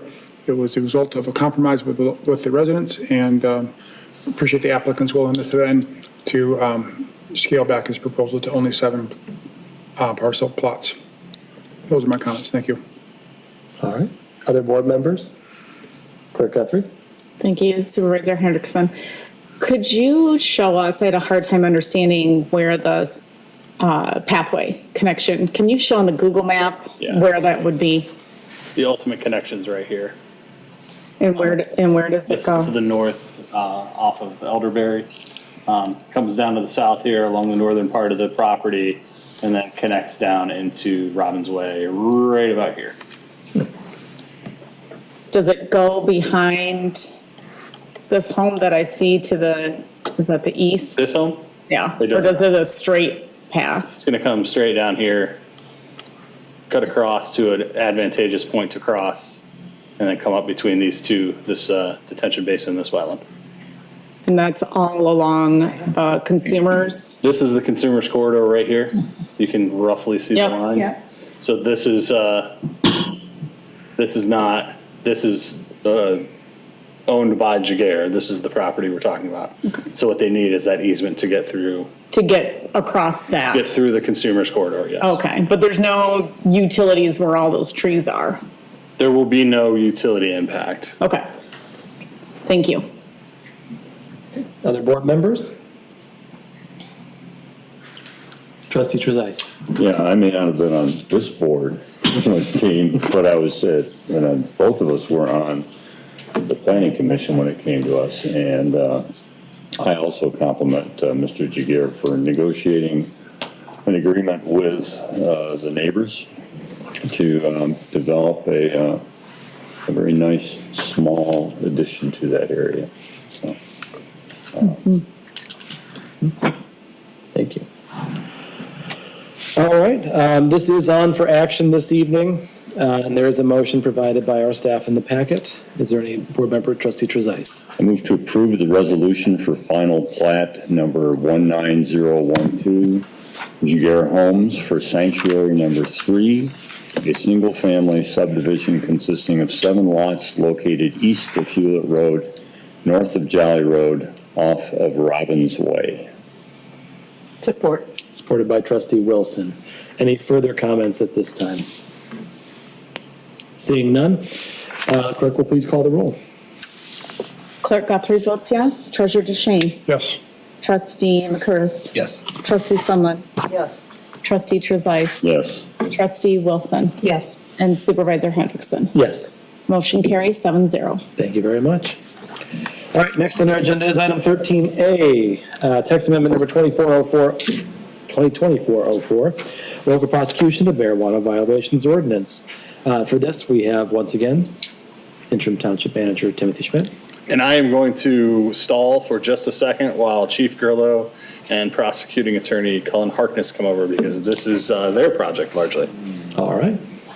I'm hustling. Good afternoon, Board. Thank you for hearing us today. We come here to propose ordinance number 2024-04, which is the adoption of adoption of the possession of marijuana ordinance. What we're attempting to do here is just adopt the current law by the township to direct fines towards us as opposed to the county for minor marijuana violations. I believe it was 2008 when the township adopted the motor vehicle code and the uniform traffic code, and this is a similar proposal as to what that was. I'm here to answer any questions, as is Cullen Harkness, our township attorney. All right, thank you. Mr. Harkness, anything to add?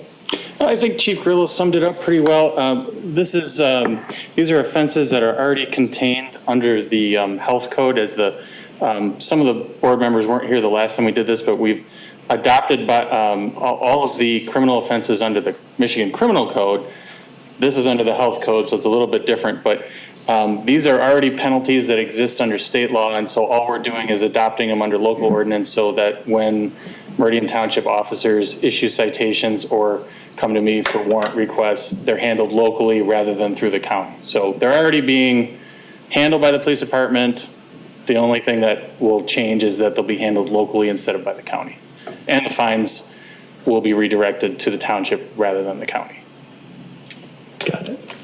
All right, okay. Board members, any questions? Just trustee McCurtis. Yes, thank you. Just for education purposes, for me at least, is this because now, the resolution marijuana dispensaries have passed, and so, we're entertaining having marijuana dispensaries in the township, or is it just because of just marijuana in general? Just marijuana in general. Okay. I've actually been working on this since Chief Hall was here. Okay. So this has been a long time in the making, and there's been a lot of events that have come up and some changing of the guard that have stalled this, which is fine. But I finally found a window of opportunity. I got with Chief Grillo, I got with Tim Schmidt, and we finally found a time to bring it to the board. So this is not in any way tied to the dispensaries.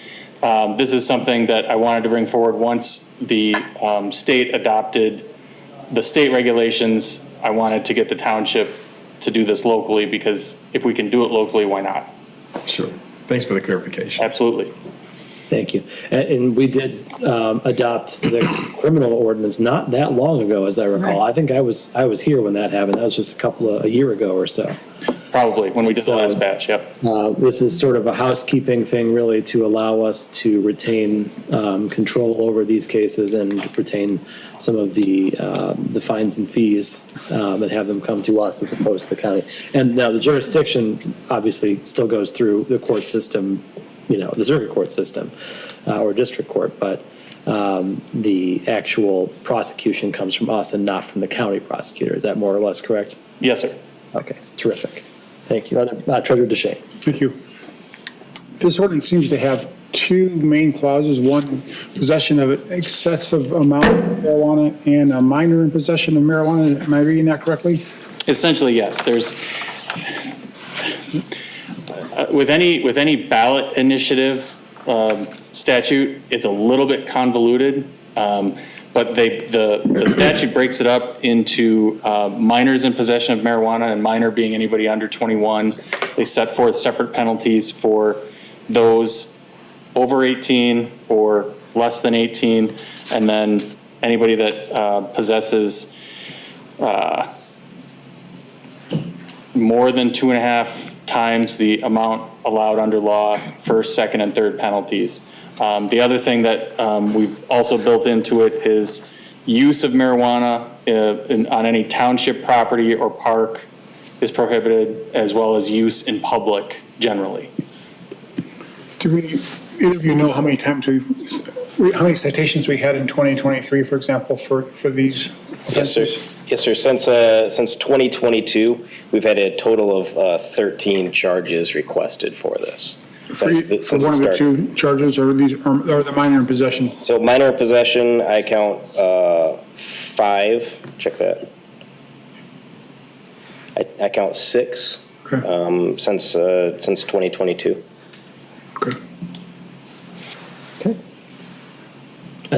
Trustee Wilson. This seems like a logical step to take. We're going to prosecute through the township. Why not collect the funding for the township? And we have encountered this before. And I would add, adding this offense to a roster of offenses does not increase your prosecution charges. Well, that sealed the deal. It does, however, expedite the process because it goes a little quicker if we go through the township attorney. A little quicker? A little quicker. That's what I'll publicly say. Thank you. Other board members? Clerk Guthrie. Thank you, Supervisor Hendrickson. So did I hear you say that this language is mirrored language from something else? It's directly from the state health code. The only thing that has changed is the state health code on a couple of the offenses has penalties that are outside what we're allowed to do under the Charter Township Act. So on those, I had to crank the fine down to $500 instead of, I think one of them was $1,000. But other than that, they mirror the state statute. So, is there anything that the township can do beyond the state statute, or is this limited to the language that we see before us? For instance, in the first offense, it has 1A, there's community service that has to be done, but not under 1B for a first offense. So there, I wouldn't add anything because that part should mirror the state statute. Okay. And the rationale behind why they had it in the first and not the other, again, this was a ballot initiative, and so I think technically sometimes when you get ballot initiatives, there isn't a whole lot of logic behind things. So the recommendation is to basically adopt what the state language is, not go off too far into. As far as those sections, yes. If there are other more generalized regulations that the township wants to put in place, we could do that along the lines of, not using in public, not using in parks. If there's some other township property that the township wants to identify where they want to prohibit use of marijuana, that's certainly allowable. I just hit what I figured would be the big ones, not using in public and not using on township property and parks, because that's already technically barred under state law. Does that also, when you say parks, does that also include land preserves, or does that language need to be included as well? Is that something that can be done? We could certainly add that in for clarification. If we use the term parks, it's going to be whatever our other ordinances define a park to be. So if the definition of a park includes a land preserve, we're covered. If we want to specifically name it, we can certainly add land preserves. Interim Manager Schmidt, could you clarify for the board if the definition of parks does include land preserves, trails, or are those separate? I tried to prolong my question to give you time. I tried to speak slowly. It also does reference any township property. Right, so if it's owned by the township, we are covered in that sense as well. That's where, because the definition of park under Parks and Recreation is specific to Parks and Recreation because Land Pres has their own enabling legislation. So I think we're better covered by Mr. Harkness's response there rather than trying to adapt a definition. Okay, thank you.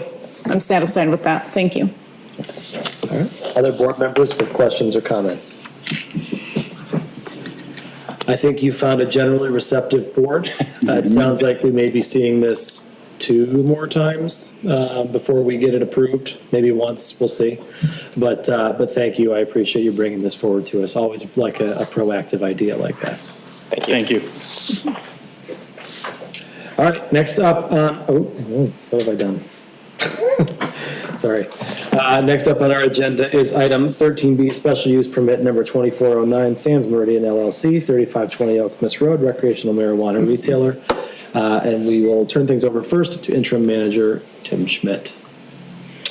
Just 1 second, my apologies, I lost my place. That's what I get for just bumping the screen. So just to give everyone a sense of where we're at, Okemos Jolly Road, we were talking about this spot right here.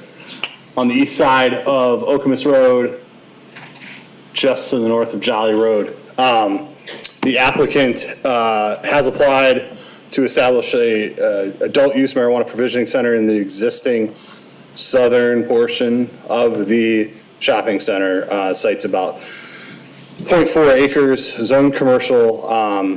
The overall property is about 12,990 square feet. They're not taking up that entire space. They're taking up the southern space only.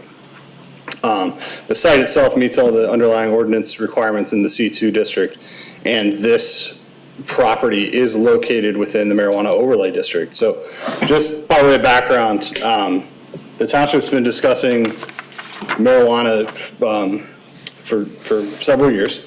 The way our process went here was we started with medical marijuana licensing, and we established a series of 7 districts where we were going to allow one of several types of uses related to marijuana within those districts.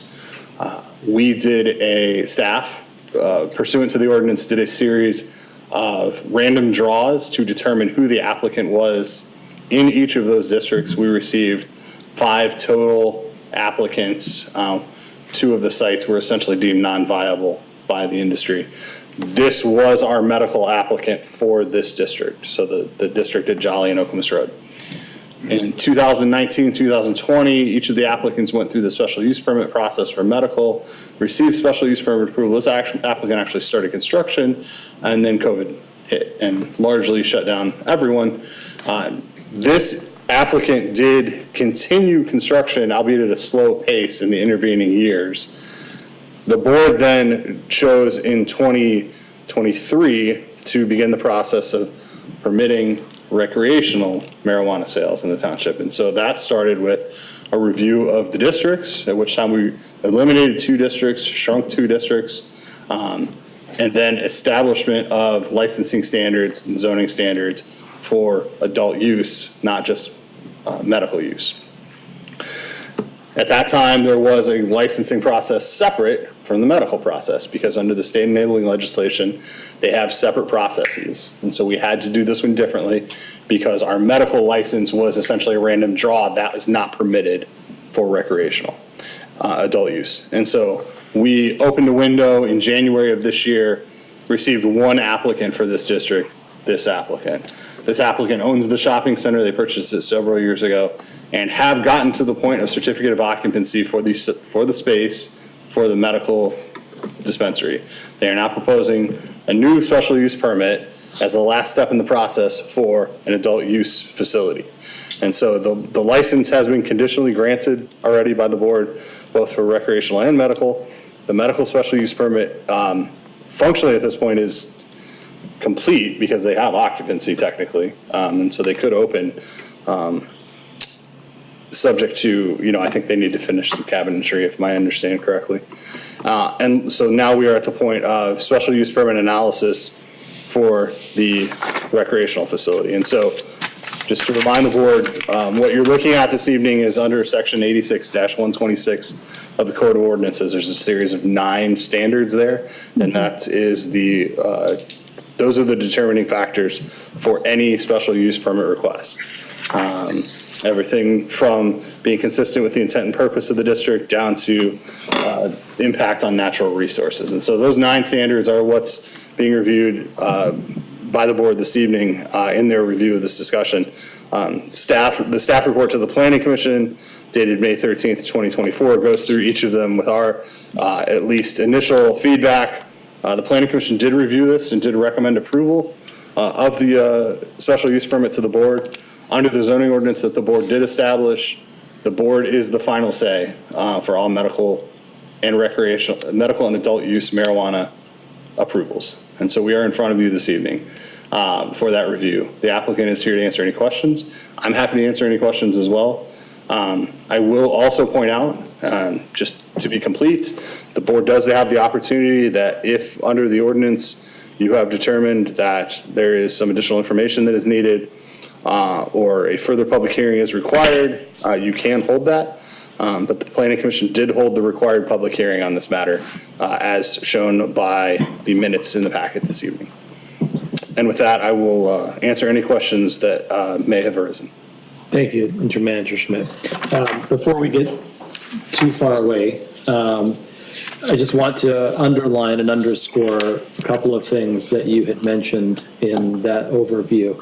And clarify, just for the sake of our audience who isn't necessarily here for every one of these.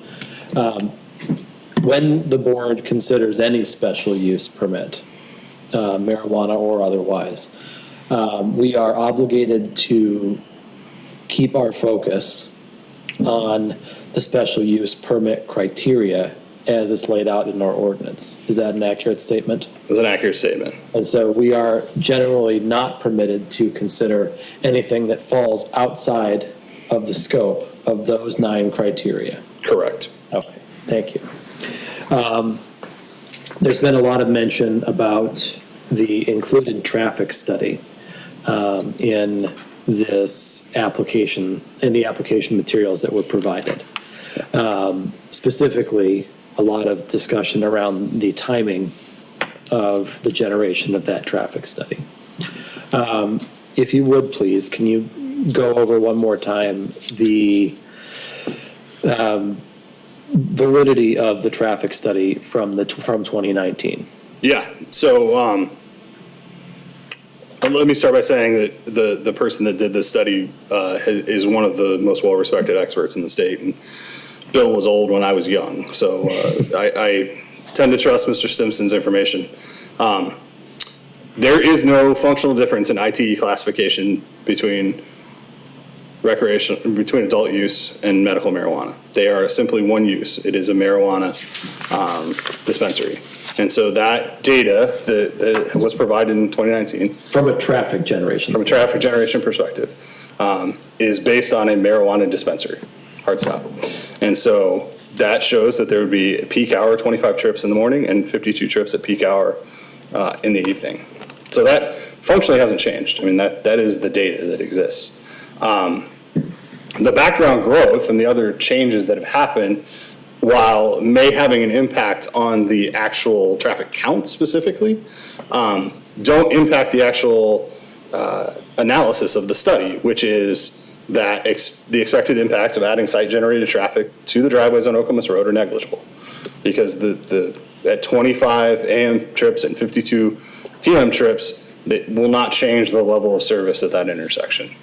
Functionally, because we don't control our roads, this ultimately also comes down to the road department. If they need additional information or things of that nature, that they will seek additional information. Given that this is a use swap instead of new construction, it's unlikely that they will need additional information. So, sorry, just to put it a simpler way. There was discussion about the addition of the emergency room on Jolly Road. There was discussion about a couple of other areas. And so what we're saying is the traffic impact study is meant to identify any change in traffic due to this facility specifically. Correct. And it takes into account the fact that other things will be happening in the surrounding area. Absolutely. Okay. To put it even simpler, you can't put the requirement of a fix on the last person in. And so the traffic exists as it is, and it needs to be addressed by the governmental agency associated with it, unless they were causing a detriment to the level of service. You can't put the fix on the last person in. And I guess I assume that there was a traffic impact study done by the Ben Sparrow, now U of M emergency facility when it was being pitched. Yes, although that was literally the first project I worked on here, so I apologize. My memory is a little lazy, but I do believe there was one that, a little harder use to, it's a tough use to analyze because it's a relatively new use in the grand scheme of healthcare of these mini emergency rooms. Their main traffic driver, as I recall, was actually the office space because it was we knew how much it was. We knew how many, that's easy. You knew how much, medical office is a very easy driver of traffic. And so you know what that's going to bring. Sure. And then the overall traffic trends between the pre-2020 period and today. You had mentioned at previous meetings that we actually are still lower across the board in traffic volume now than we were prior to the pandemic. We've absolutely seen that. And I think most recently, the one that people didn't really believe us, but that the rezoning request on Park Lake Road at Grand River, the traffic had not recovered. Despite, and I live in that neighborhood, I get it. There's more, it feels like there's more traffic because you're always going to Costco and there's always somebody in front of you. But that intersection had not gotten back to COVID levels yet. It was close. It was really close. But that was essentially a 3-year drop off. And so we're just starting to see where traffic impacts, background traffic levels have gotten to the point of pre-COVID in most cases. And it's a very tricky thing anecdotally today because, we've seen with the construction on 127, we see traffic dumping off onto Jolly and Okemos intersection at a much higher rate than we ever did before. Yep. However, of course, this is a temporary problem, right? They can't possibly keep doing construction on that road forever. At some point, there won't be, You'd think. 127 becomes the ship of Theseus at some point. But yes, yes, that's a whole nother issue is at what point do you get good data? I mean, given the amount of road construction that we've done in this state in the last 2, 3, 4 years, and will continue for the next 2, 3, 4 years. I mean, I think there's a very real factor out there with respect to traffic as it relates to road construction. I mean, there's enough of it that is substantially altering traffic patterns. Sure. So we talked about traffic a little bit. How about location? So what I don't necessarily see in the special use criteria that we have in front of us is a provision that discusses generally, can something be here or not, right? There are roundabout ways to maybe get at it, but essentially our ordinance, as it was passed in 2023 for adult use recreational marijuana, created overlay zones, this being one of them. The applicant who applied and was selected through a competitive process is within their rights to operate in the zone that was created. Is that an accurate statement? Correct.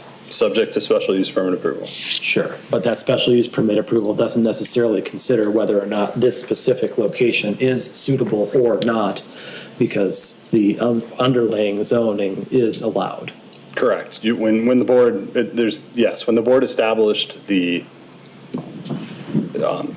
overlay map, that functionally stated, within those red lines, any property that met these standards could be considered for this use, yes. Okay, thank you. One of the things that's mentioned in the special use criteria is odor. And I know that actually, if our applicant wouldn't mind stopping by real quick. One of the things that, we do consider is odor mitigation, ensuring that these do not have an adverse effect on the neighboring businesses and other uses. If you would, please, can you give us an overview of the odor mitigation strategy that you included in your application materials? Sure. As you stated, we did submit an odor mitigation plan. It is required in most licensing applications, and it has been applied in all of our existing operations. We install brand-new HVAC units that have what are called, I might be pronouncing this wrong, but HEPA filters, and they're supposed to filter out any odors that are within the facility to stay within a sales floor room. In regards to our actual operations outside of any equipment to reduce potential odor, we do not allow any unpackaged marijuana inside of our retail stores. There are some stores that take in orders that are in bulk, and they'll package them in a room to get them ready for the sales floor. That creates a lot more odor, right? Because it's unpackaged marijuana and it's out in the open. That's not something that is allowable within our operations. Everything is prepackaged and going to get inventoried and then onto the sales floor. So that in and of itself reduces any potential odors. Thank you. And then, Tim, the tenets of the special use permit criteria, those are intended to regulate the proprietors of the business, not the customers of the business. Would that be an accurate statement? Yeah, absolutely, correct. And so the comment about, well, what happens when they leave the store, that's not something that this board is permitted to consider, as it is not a tenet of the special use permit process. I cannot think of a scenario under which I would recommend you do that. Okay, thank you. So running down some of the other special use criteria, it's adequately served by public facilities. This is an existing commercial complex and therefore generally is, I presume. Correct. Okay. It's adequately served by public sanitation facilities. Obviously, this has been an existing commercial complex and so would be adequately served. We don't expect there to be any glare, noise, smoke, that sort of thing from a facility like this. And so then, to me, in my review of the special use criteria and what we are legally allowed to consider, I find it a very difficult road to hoe to say that we could do anything but move forward with this application. I understand that there's been a lot of community input from folks who are upset or would like to see this not happen. The reality is that the applicant has applied in a way that is legally acceptable. And for what it's worth, provided perhaps the most complete and most thorough application of any of the applicants that we've seen in the township. So this is not an opportunity for a referendum on whether or not the community does or does not accept adult use marijuana. The place for that is at the ballot box, and that has happened twice in the township. It was brought up once already during public comment. Meridian Township in 2018, when the statewide initiative was being passed in just from the voters in Meridian Township, 55.89% to 44.11%. I'm sorry, that was the statewide vote. The local vote was actually 5 points better than that. It passed 60.83 to 39.17%. And turnout in that election was at nearly 70% for Meridian Township. The local initiative has been discussed. The opt-out initiative that occurred in 2022 did come down to a handful of votes. There's no question about that. However, turnout in that election was at 35%. So turnout in the August of 2022 election specific to Meridian Township was half of what it was when the statewide initiative passed in 2018. And so as I've wrestled with, my personal thoughts on adult use marijuana, and I look to, ask myself, which of those two results is a better reflection of how the community at large feels about this issue? I would argue that the election where we had twice as much voter turnout in this community and the result passed 60 to 39.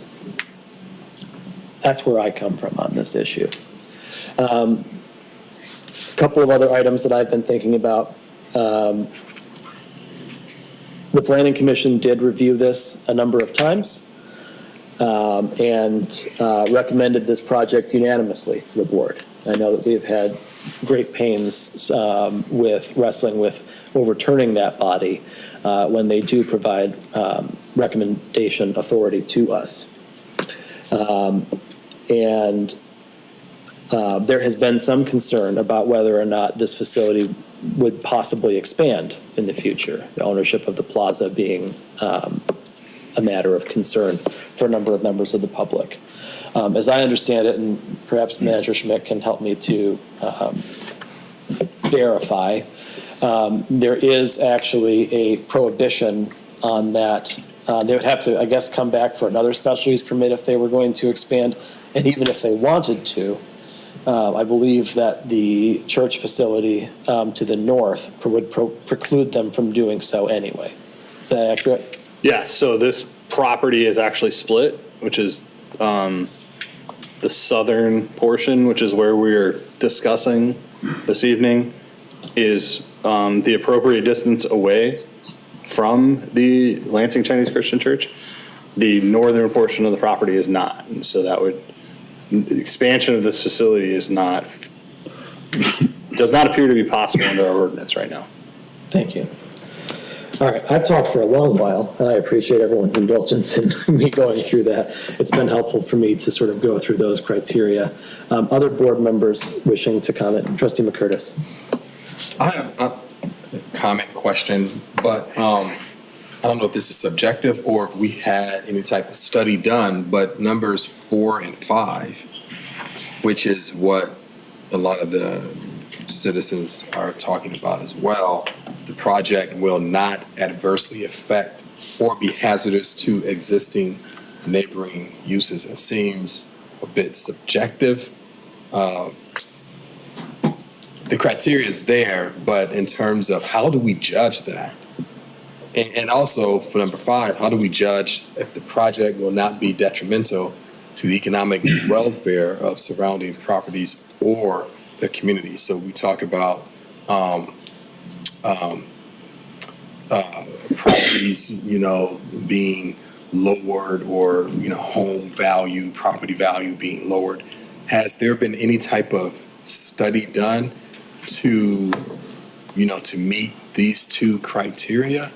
Does that make sense? No, it does. It's a good question. And so typically when you look at special use permit criteria, there has to be something within the application that leads you to believe that there is going to be a hazardous situation, like for number 4, a hazardous impact on the surrounding properties. So in reviewing this, this is functionally, like it or not like it, it is just a retail use. They're not processing, they're not packaging, they're not doing distillation or anything like that. It is literally a cash transaction, credit transaction, however it works. And so typically with a retail use, you would not find that sort of hazardous impact. And so that's kind of the analysis that we go through. On the detrimental to the economic welfare, staff has looked into this. There's not a long-term study that has any indication that this use has a negative impact on surrounding property values. The neighboring properties are all commercial. In fact, you're commercial several deep. You've got a Arby's, you've got a car dealership, you've got an office park, you've got a hotel. You know, there's a lot of commercial uses, and commercial uses, I don't want to say fungible, but they're resilient to the surrounding uses. I mean, they are what they are. A hotel is based off of, the hotel value is typically based off of its occupancy rates. You know, drive-through restaurant's going to be based off how much business they do and how many cars travel in front of it on a daily basis, things like that. So the surrounding uses typically don't have a negative impact on the use typically doesn't have a negative impact on commercial when it's in this situation. Now, if we were directly adjacent to residential, we might have a different conversation here, because I can certainly see further analysis that when you're directly adjacent to residential, you might have a problem. But luckily, we're in a situation in the township where we don't have that. We're surrounded by commercial in each cases, and that goes to how we establish these districts. You know, we tried to establish them in such a way that there wasn't going to be those impacts. Thank you. Other board members? Clerk Guthrie. Thank you, Supervisor Hendrickson. So Trustee McCurtis had asked about question number 4, and I would like to ask about that as well. So what I'm hearing you say in your response is that the existing neighboring uses are not homes, it is the commercial area. That is the existing neighboring uses that it's talking about in question number 4 for this particular SUP. Is that correct? So, yes, the existing area is commercial in nature, yes. Okay, doesn't go beyond that. I mean, so I'm not necessarily foreclosing on that possibility, but there would have to be something in the application that would lead us to believe that this is going to have a negative impact on properties further away, right? You're typically most focused on things that are directly adjacent, because as of anything, you know, location is paramount, and the things that are directly adjacent are going to be the ones that take the most impact if there is a negative externality. As you get further away, there has to be something as part of that application that we believe is not being mitigated through the application's proposal that we think is now going to cause that problem. Staff at this point has not identified anything that we believe would run afoul of question 4. So is the existing neighboring uses, is the neighboring uses outlined in the overlay district as commercial? Does that make sense? Does that question make sense? So in the overlay district, it refers to the overlay map refers to the existing zoning of the adjacent properties, and they are all commercial, yes. Okay. And so question number 4, you addressed the hazardous component of that, but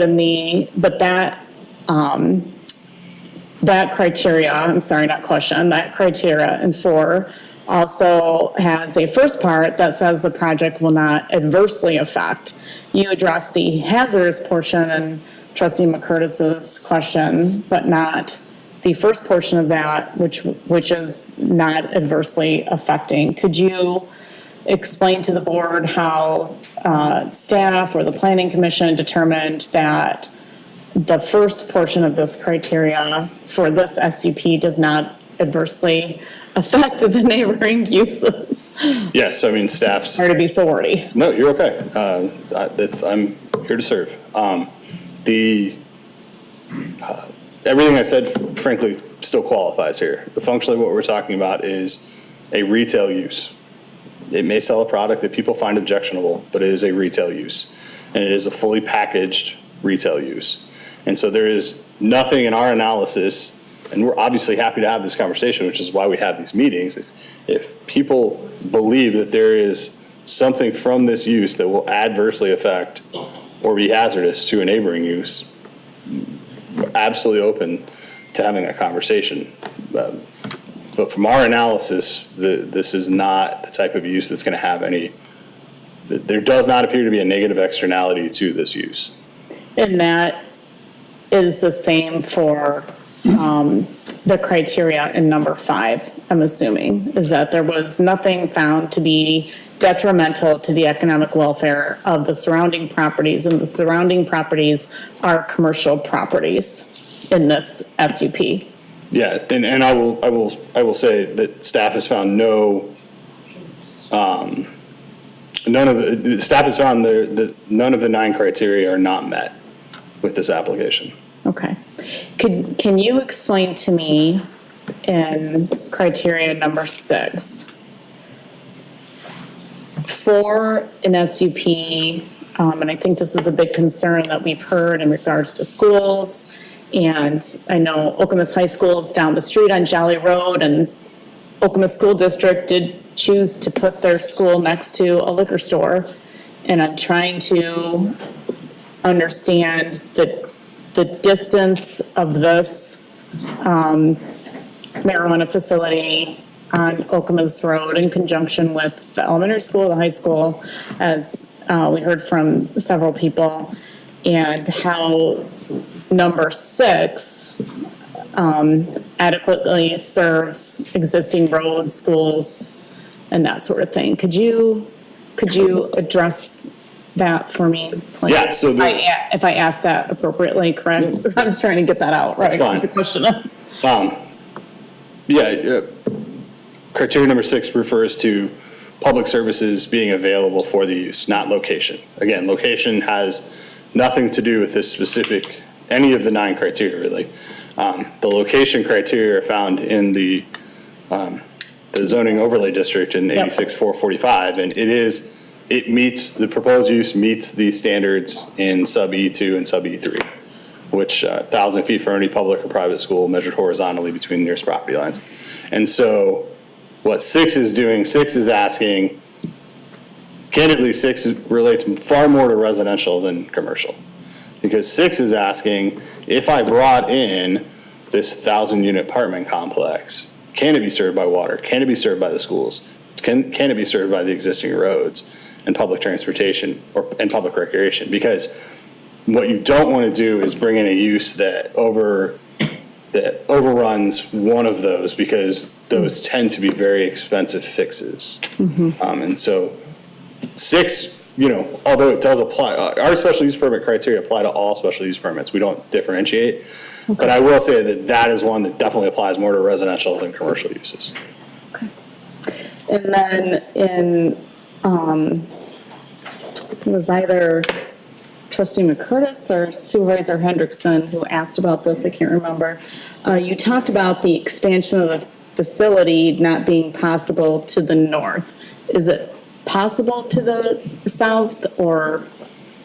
No, the facility is not expandable at this point. So they are under our current set of ordinances, because the way those buildings, the buildings were obviously built prior to most of our zoning ordinance standards anyway. And so I venture a guess that it is an existing non-conforming from setback perspective. And so the expansion of the building either to the east or to the south is probably going to run into a setback issue. Expansion to the north is not possible, because then you run into the 1,000-foot issue. Expansion to the west would theoretically be possible, but then you'd have to account for the parking, which is probably already non-conforming as well, and there's no place to put more parking. And so functionally, this is what it is. That box is not going to change unless something changes in our underlying zoning, which would be a much, much bigger discussion. Thank you. I think those were all my questions. Thank you very much. Thank you. Over to Shane. Thank you. Regarding a few points I want to bring up. Regarding the traffic impact, you said that the assumption of the traffic engineer was that recreational and medical were functioning the same in terms of the traffic impact. Is that? It's not their opinion. So traffic engineers use Institute for Transportation Engineers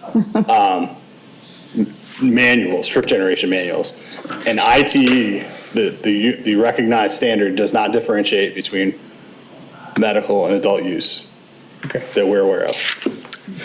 That seems to be a strange assumption. We approved these medical marijuana facilities across the board. They said we don't want to do it now because there's no demand for that. And then when we opened it up to recreational, of course, we had many applicants. So what our potential licensees are telling us is that one's very viable, would create a fair amount of traffic, and one would create negligible traffic. But I think, I don't disagree in our specific circumstance. I think the key to remember with ITE is they're collecting data nationwide, if not worldwide, if I remember correctly. And so they're seeing data from dispensaries in states that have not adopted adult use, and so they're amalgamating all the data. Right, wrong, or indifferent, I am not a transportation engineer. Trust me, I didn't want to go down that route. But ITE is the recognized standard here, and that is the data that's provided. I also appreciate Trustee McCurtis's questions about 4 and 5, as well as Clerk Guthrie's bringing these up. I think we want to, when we look at this special use criteria, we want to think about 5, because if 5 said the project will not be detrimental to the economic or social welfare of the surrounding properties of the community, that would be a very different discussion here. Because that's really what we've been hearing tonight is concern about the social impact on the surrounding properties in the community. But our criteria in the ordinance doesn't allow us to include that information. And economic welfare is a much it's easier to quantify, I guess, over time.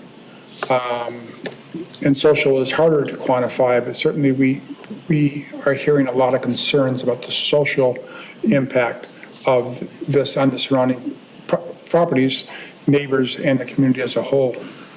That's more of a question, or a comment than a question. Regarding the supervisor's comment about the vote on these two issues, you're right. The 2018 vote was 60 to 40, but it was a different vote. It was a vote, do we want to decriminalize marijuana and allow communities to opt in or opt out? The 2022 vote was just that. Do we want to opt in or opt out?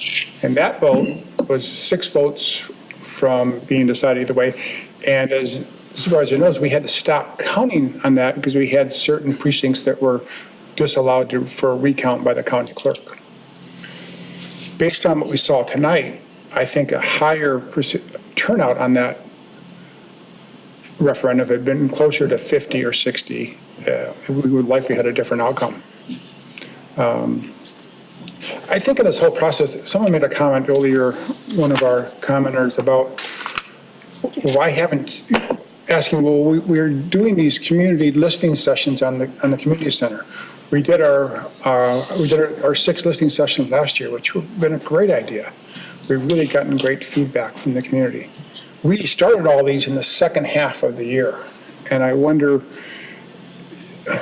I think it's a loss that we didn't have the insight to do that before we went through this process, because we might have gotten more feedback on this. These have been excellent forums to hear from the community, and many of the people here tonight did not know what we were deciding when we passed this in June of 2023.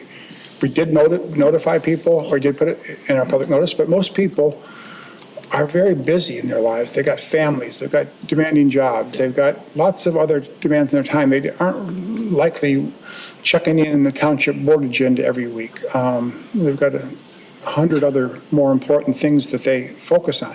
If we had taken this message to them as we have the proposed senior center, community center, and other topics, we might have gotten more feedback on that would have informed us. I think that was a loss. We didn't have that insight back then. It's no one's fault. We didn't know how successful they would be. They've been very successful in hearing from the community, and I think they would have been very, very helpful here. In terms of the Planning Commission recommendation on this, I mean, we had a 9-0 vote from the Planning Commission to build a 3-story, 999-unit storage facility right off of Grand River, which this board voted down 7-0. So, Planning Commission recommendation is by no means a guarantee this board is going to endorse it. I also want to thank those that are here tonight for coming, giving your evening up to share with us your concerns. For sure. We've gotten 35, 40 very thoughtful, articulate letters from all of you about why you've opposed this, and I appreciate the effort and time you put into this. Your feedback is really important and informs me and others here on the board of the importance of this decision. I truly wish we could have had this feedback earlier, particularly before June of 2021, or excuse me, June of 2023, when we opted into recreational marijuana. But I do I'm very grateful for our well-informed community and those that came tonight. Those are my comments. Thank you. Thank you. Other board members, Trustee Wilson. Tim, I'd like to ask a question about signage. Yes, ma'am. There's a small sign that's covered on the front of the building. Will that be the extent of the signage there? I do not have that answer. I'd have to look and see what the previous sign size was, especially given that we've changed the ordinance since then. Could you speak to what is allowed to be on a sign and whether if there's signage on the building, is there other signage allowed anywhere else on the property? So any business is permitted wall sign, and I believe they have a ground sign, if I remember correctly, right there. But their ground sign doesn't have, right, so some of the shopping centers have names listed. So as of right now, this is their ground sign for the shopping center. It would require complete renovation of the sign. Also, not to get too deep in the weeds, we'd have to figure out where this sign actually is as it relates to the property lines. It becomes slightly more complicated to answer the second part of that question. Suffice to say, I can tell you there will be a wall sign. I do not expect there will be a ground sign at this time. The ground sign, we actually do have some additional standards in the licensing provisions, which obviously are not up for discussion this evening, but if I can pull them up quickly, I will share them with you. Apologies, I was not anticipating this question. Sorry. No, I have a lot of tabs open, thinking I was going to cover most everything. There's restrictions on what can be put on There the are, sign. and there it is. So the provisions that we put in the licensing, no pictures, photographs, drawings, or other depictions of marijuana or marijuana paraphernalia should appear on the outside of any permitted premises, nor the visible outside of the permitted premises on the permitted property. The words marijuana, cannabis, and any other words used or intended to convey the presence or availability of marijuana shall not appear on the outside of the permitted premises, nor be visible outside the permitted premises. Slow down a little on that portion. So functionally, the key part from the board's perspective is the words marijuana, cannabis, and any other words used to intend or convey the presence of availability of marijuana shall not appear. So this is one of the few times, as we said, when we review the licensing ordinance, we can regulate the content because it is technically federally, there are federal issues with it. So we do not anticipate that we are out of bounds regulating content here. That's the only time I'll ever say that. Thank you. Other board members? I do feel obligated to respond to one comment from Treasurer DeShane, as my day job is in the county clerk's office. We did not stop counting. Every recountable precinct was fully recounted as was applicable through the state recountability standards and practices. Any ballot bags that were not opened because state law prohibited them from being opened. So we did not stop counting. There's a lot of, this is a visceral subject about elections. We want to make sure we get the information 100% accurate and correct. My point was just that they weren't all recounted and great, I understand that you're following state regulations, but the effect was we couldn't recount all of the ballots. Mm-hmm. Trustee Trezise. Yeah, and also with that election,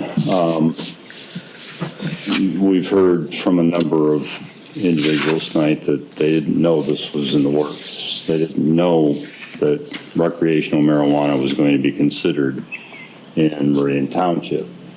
There was an organized opposition to allowing recreational marijuana facilities opposed to that ordinance. As a matter of fact, the vote came up as a result of a petition drive. And so there was information available and circulated by opposing groups at that time, and still, although it was a small turnout, it was passed, or it was rejected. I mean, it was a very poorly worded proposal, but at any rate, the approval for the marijuana sales or facilities was approved at that election. Ever since, the township has been involved or looking at either recreational or medical marijuana.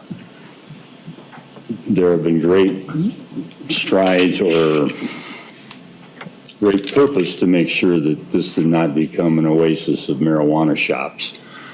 We restricted the number of areas where it could be in medical marijuana, what could be done in those areas, and restricted them to either industrial or commercial sites.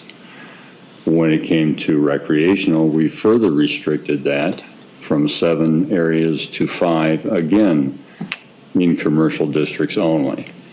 That was to keep them away from neighborhoods and allow these to be developed in a limited basis and only one per overlay.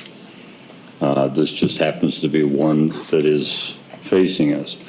Based on the criteria on the SUP, if we can't find that they haven't met some of the criteria, the state and federal statutes indicate, or the policy indicates and the law indicates, we will be approving the SUP.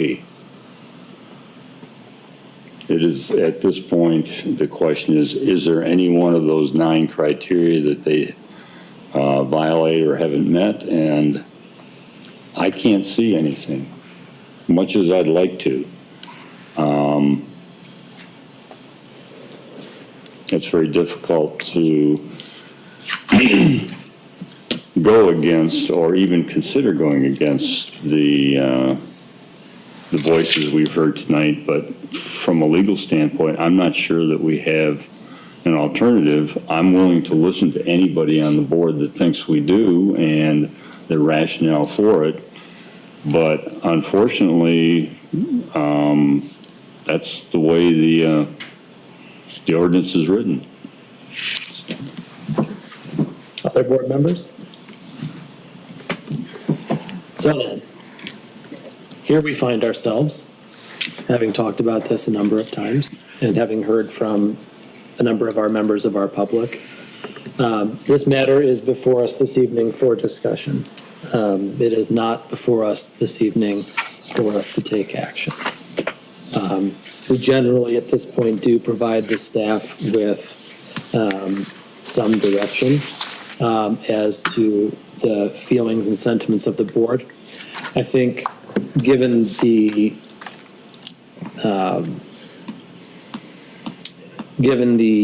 complexity of this particular issue and the weightiness of it, that it might be prudent to ask our staff to generate 2 resolutions.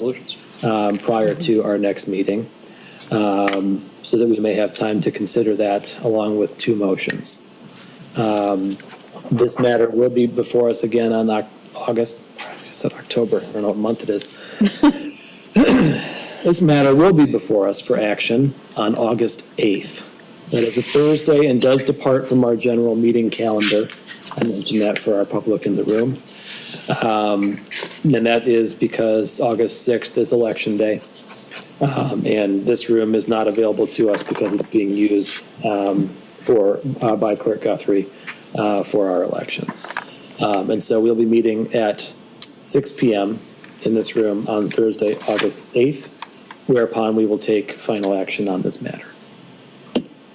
Is there any objection from the board to that course of action? Seeing none. Thank you very much, Interim Manager Schmidt. Thank you. Next up on our agenda is, oh goodness, Zoom.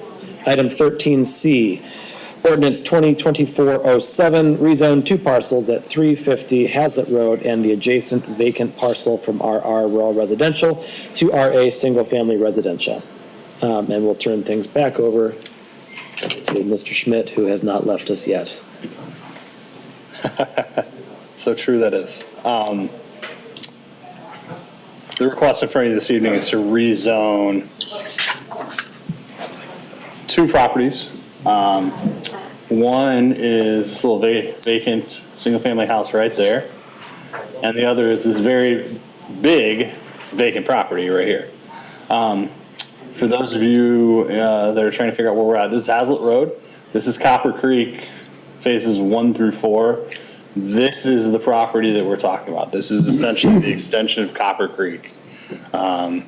This has been in the works for a very long time. They've had previous plans approved that have multifamily on the site. They've done a number of different uses over the years and settled on Copper Creek phase, the original phases. It has been extremely successful. I think probably more so than they anticipated even. And so they're not even close to being done with phase 3 and 4, and they're ready to start the approval process for the remainder of the site. So the property is currently zoned RR Rural Residential. The request is to rezone it to RA Single Family Residential. As you can see on the 2023 future land use map, this property is now designated consistent with the surrounding properties as suburban residential. This was actually previously not this designation. It was changed in the 2023 master plan update. This is the surrounding zoning. As you can see, it's all RA. This proposal would be consistent with both Copper Creek and the other surrounding neighborhoods that are already existing. And so it would be a consistent zoning. Still obviously a number of hoops that they have to jump through before they get to actual construction. But from a zoning perspective, this is an appropriate request. Planning Commission did review it, held a public hearing, received no comments from the general public, and did recommend approval of it after that public hearing, as it would fit the character of the area and it would meet the master plan's goals for increased walkability and diversity of housing, because we have actually extended the pathway system out to this property now. So I'd be happy to answer any questions that the board might have at this time. Board members, any questions? Treasurer DeShane. Just to confirm, this area is inside our urban services boundary. Absolutely. The water and sewer are available to us, so we're not touching the urban services boundary. Yes, We made that decision about, it was out and it was in, and we put it, and then we made the decision years ago. Can you go back to the, this view? And approximately draw the line, is it that we're seeing before? So obviously this is the line over here, because that's Meridian Road. And it's, I believe it goes just north of the Mud Lake Drain. Okay. Kind of comes down, wraps around this, because as you can see, this is the beginning of the cul-de-sac for phase 4. And it does this weird little jog around here. I'm not really sure why the property line's like that. It doesn't make a ton of sense to us, but, so it's this large piece and then that house. This is a current photograph? This is relatively new, as you can see there. I mean, it's 2021 probably, because that is the first, this was the model for Copper Creek, and these are the first couple of homes that were built. So is it farmland in this use here we're seeing, or looks at, or has it already been cleared in anticipation of development? I think it's former farmland. It has not been cleared in anticipation of development, if that's your question.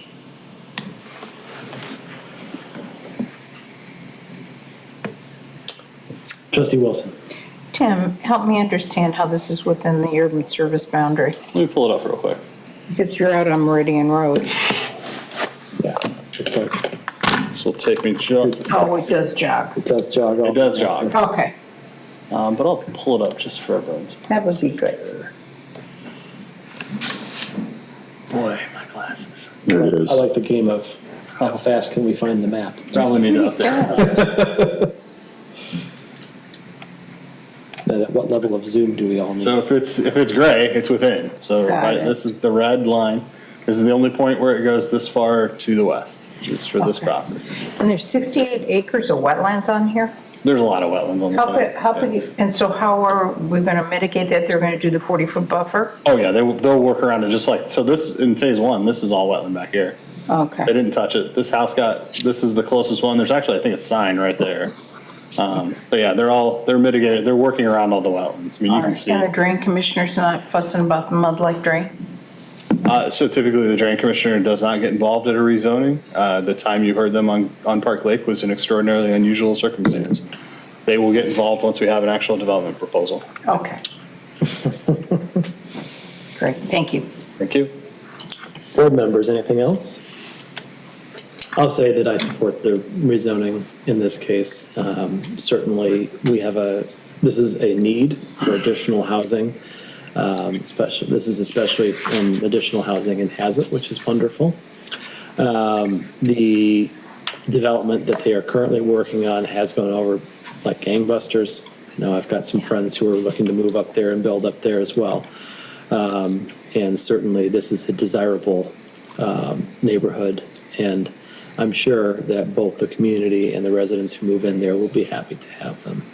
When something gets done, although we do not contemplate a development proposal, we have an idea of what it will be in this case. And so rezoning this to be consistent with that is, I think, a good thing to do. Other board members? Are we comfortable with bringing this back for approval at our next meeting? So this will be an introduction at our next meeting, because it is technically an ordinance change. Yes. Yeah, speaking of, I did want to talk about one slight deviation from previous practice that I've discussed with interim manager Schmidt to keep our meetings a little more efficient. And I am verifying that with the attorney still. Okay. Well, so that everyone is aware, and we'll say it in a public meeting so that it's kosher. We are exploring the possibility, in the case that we have a 3-hop process, discussion, introduction, and final action, taking the middle step and putting it on consent if there are no objections raised by the board during the discussion. That way we don't talk about something 3 times fully, but still do take action, unless there's a specific objection that the board has, in which case we'll bring it back for action to discuss for introduction. Absolutely. So be aware that we're exploring that possible change to our agendas to keep our meetings efficient and timely. But that is a deviation from this, which we will see again next time. We will be back with this on the 8th, yes. Thank you. Thank you. Thank you. Okay, item 14 on our agenda is comments from the public. We reach our second opportunity for public remarks. If you would like to offer your green cards to interim manager Schmidt or one of our staff members around the back, they will bring those up to us, and we will call you up. Same rules apply, 3-minute time limit. Please wait until we call you and address your comments to the board. I will ask again, more officially this time, to refrain from any applause or outbursts from the I, as a citizen, I appreciate this time to come forth to you with my concerns. And I'm hoping that you reserve this portion of your meeting to hear from actual citizens. And maybe it's my assumption that it's only allowed for us, but perhaps it's not. And you can correct me if I'm wrong, but we had an attorney speak tonight who was not a citizen, and she was representing a proposed business to our area.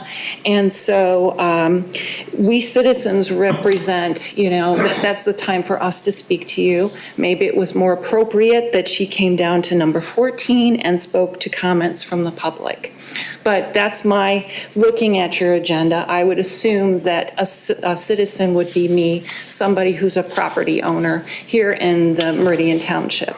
So I'm speaking to that, and I'm also speaking, once again, I appreciated the listening portions relating to the proposed marijuana.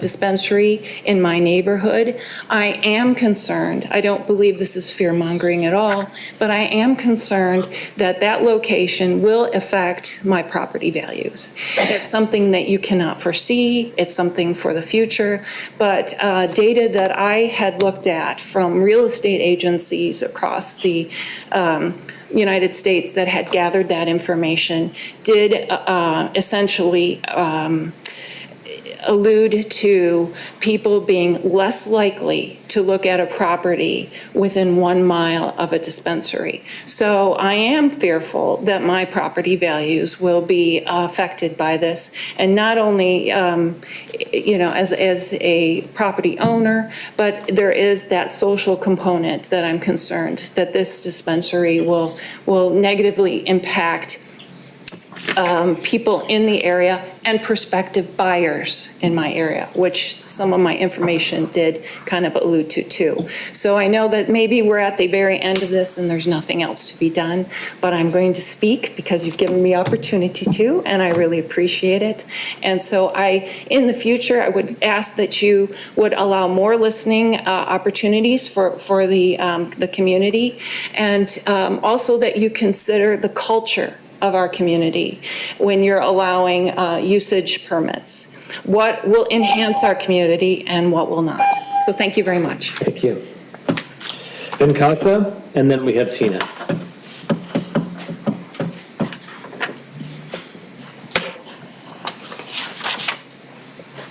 Thanks for allowing me. If my wording is not correct, just excuse me. So this process I heard between you and the officer, I should not point. So officer, it's all been to the 9 points, and that word is just retail. So you are looking it as a retail, but I don't think in the conversation it is as like a marijuana, right? I own a business previously, and when I want to put a business, I check where the crowd is. I don't look it as a commercial property or not. And I put my business right next to the university MSU. Why? Because I get students, so even any business does that.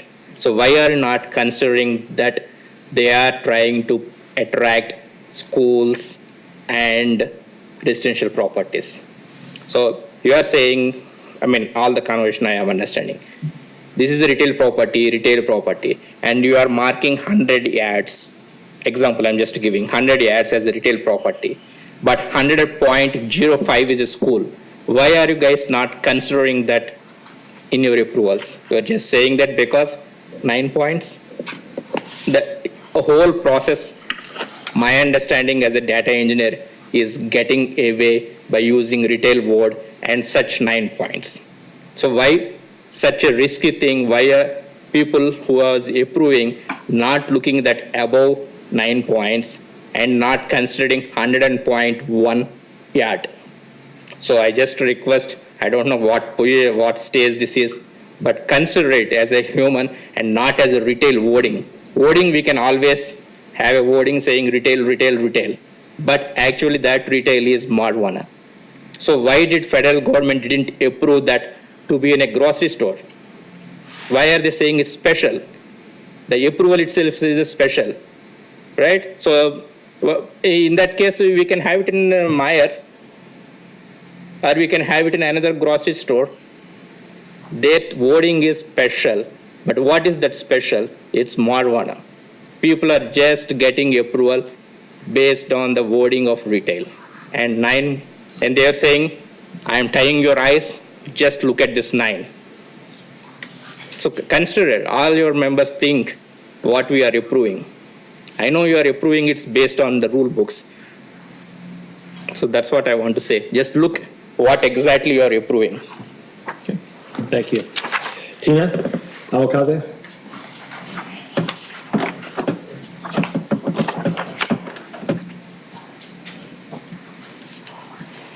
Hello, my name is Tina Wakushe. Could you please start me at 3? Oh, yep. Thank you. I live at 2087 Birch Bluff Road. If the map was up there, I was just barely off of it. I live less than a half a mile if you walk straight to the Jolly location that we're talking about, in Okemos location, less than half a mile. I came to a meeting here a few weeks ago. I went home and I did what I often do when I'm upset about something. I took a walk with my dog, and it was like 11, 10 o'clock, and I felt safe. And I was walking in the neighborhood. I realized that if that marijuana shop opens up, I would no longer be able to do that. My daughter is a college student. She took a walk last night. I felt like she was safe. I will not be able to feel like that in the future. I listened to your criteria, and I'm really disappointed that people's health is not a consideration. Children's health is not a consideration. Children that could be born to mothers that have been on drugs is not a consideration. That doesn't matter. Children that have been taken away from parents because of drug abuse is not a consideration. That was not on your list, and it should be. You said it was social. It's more than social. We talked about suicide. 1 year since I moved here, there was 3 teenage kids that died of suicide within a year. And I looked at the parents' face at the funerals. It broke my heart, because those parents did everything they could to try to save those kids. But that's social. That's not your criteria. It should be. It should be. Safety, good school environments. It's so hard for teachers to meet all the needs of their students. So hard. And when you add students that have mental challenges and learning disabilities because their mothers were on drugs, it makes it harder. And those kids, it's not their fault. They should not, that shouldn't happen. We do not want an increase. Have you talked to the schools? Have you talked to the principals about what it's like trying to reach those kids? You said it's social. They are putting this dispensary where it's specifically in this one spot because they want to impact those schools. They want those kids' business. There is drug problems at Okemos High School, and we're feeding it. If you put this in, you're feeding it. Thank you. Gian Ryan, and then Dave Pauset. First, I want to ask a question. If you live within 1 mile from that store, raise your hand. Anybody? 1 mile. If you live within 2 miles, that area, raise your hand. So the one who proposed to open store lives outside that area. Does he care about Okemos? That's one thing for everybody to consider. Secondly, have you, any of you, considered the possible negative impact to the house price and the township property tax revenue? Have you, any of you, considered that?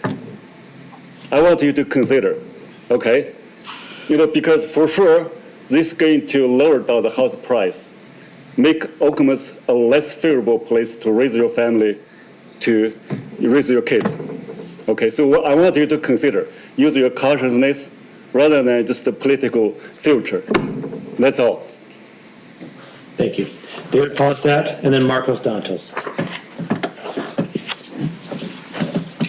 Thanks again. I guess the curious thing here is, what's the rush? We already know this is very dangerous. All the latest literature is showing this is very dangerous. We're all talking from our heart. Every single one of us wants our kids safe. We're talking from our heart here. You saw the community come together. And trust me, there's thousands of them, and they'll all know about this if we rush this. We asked to slow it down and put some task force together so that we could keep our kids safe. What is the rush? What is the rush? Slow it down. Let's put task force together like we proposed. That's your third option. That's your option, saying yes to the community. If you don't slow this down, you're saying no to the community.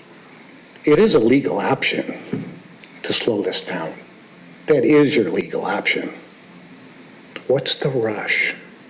Let's find ways to make our community safe before you make a very, very, very bad decision. Thank you. Thank you. Marcos Dantos. And that is the last green card I have. Anyone else wishing to speak, please make sure you get a green card at this time. Yes, thank you for giving me the opportunity to speak to you one more time. Today we heard the two things that seem to be at odds with everything that we are assuming. For example, we hear that, oh, this is just retail. Nobody's going to be using marijuana there. There shouldn't be any traffic concern. However, we hear from the business representative that came to tell us that, don't worry, we put HEPA filters. So why would you put HEPA filters? So that the smoke doesn't come out? But we're all assuming that there's going to be no use there. But the owner is telling us, of course there's going to be use. You know, we need to let our customers test what we're selling, the drugs. So don't assume there's not going to be use there, because the owner just told you that there will be use there. The second thing is, we heard from the planner, right? And you can correct me if I'm wrong. You said it's 1,000 feet, and therefore they cannot expand because there's a Chinese church. Yes? Address the board. Okay, well, I didn't want to say it behind his back. Well, the ordinance, Meridian Township Ordinance, says 500 feet from a church. Okay? So we're all assuming they cannot expand. Guess what? They will expand, because the ordinance is 500 feet. And now they will take the whole thing, because it's within their prerogative. They own the center. Why wouldn't they expand? I assume they will. And we will all be saying, oh, but didn't they tell us that 1,000 feet? Maybe someone didn't read the ordinance properly. It's 1,000 feet from schools, but 500 feet from churches. So be careful with your assumptions. Yes, there is no traffic impact. Yes, on a study done in 2018, okay? And assuming medical marijuana, and as was eloquently said, medical marijuana is no business. Nobody wanted to open that because there's no business. So the impact of that traffic study, I don't know why you would consider that valid. I wouldn't consider that valid, okay? It doesn't take a genius to realize that medical is not the same, okay? This is not a regular business. This will attract a lot of people. I'm not sure even if the parking there will be enough. Okay, so those are my comments. Please take a careful look and don't make any assumptions. So the suggestions of taking a little bit of time and reading the ordinances, don't take what the planner is telling you. The planner is probably tired by now, working 5 years on this project.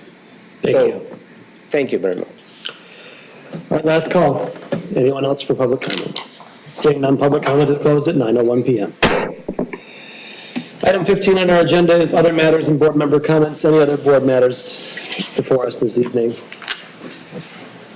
Seeing none, item 16 is for adjournment. Do we have a motion to adjourn? So moved. Moved by Treasurer Duchesne. Do we have a support? Support. Supported by Trustee McCurtis. All those in favor of adjournment say aye. Aye. Any opposed? And the board stands adjourned at 9:01 p.m.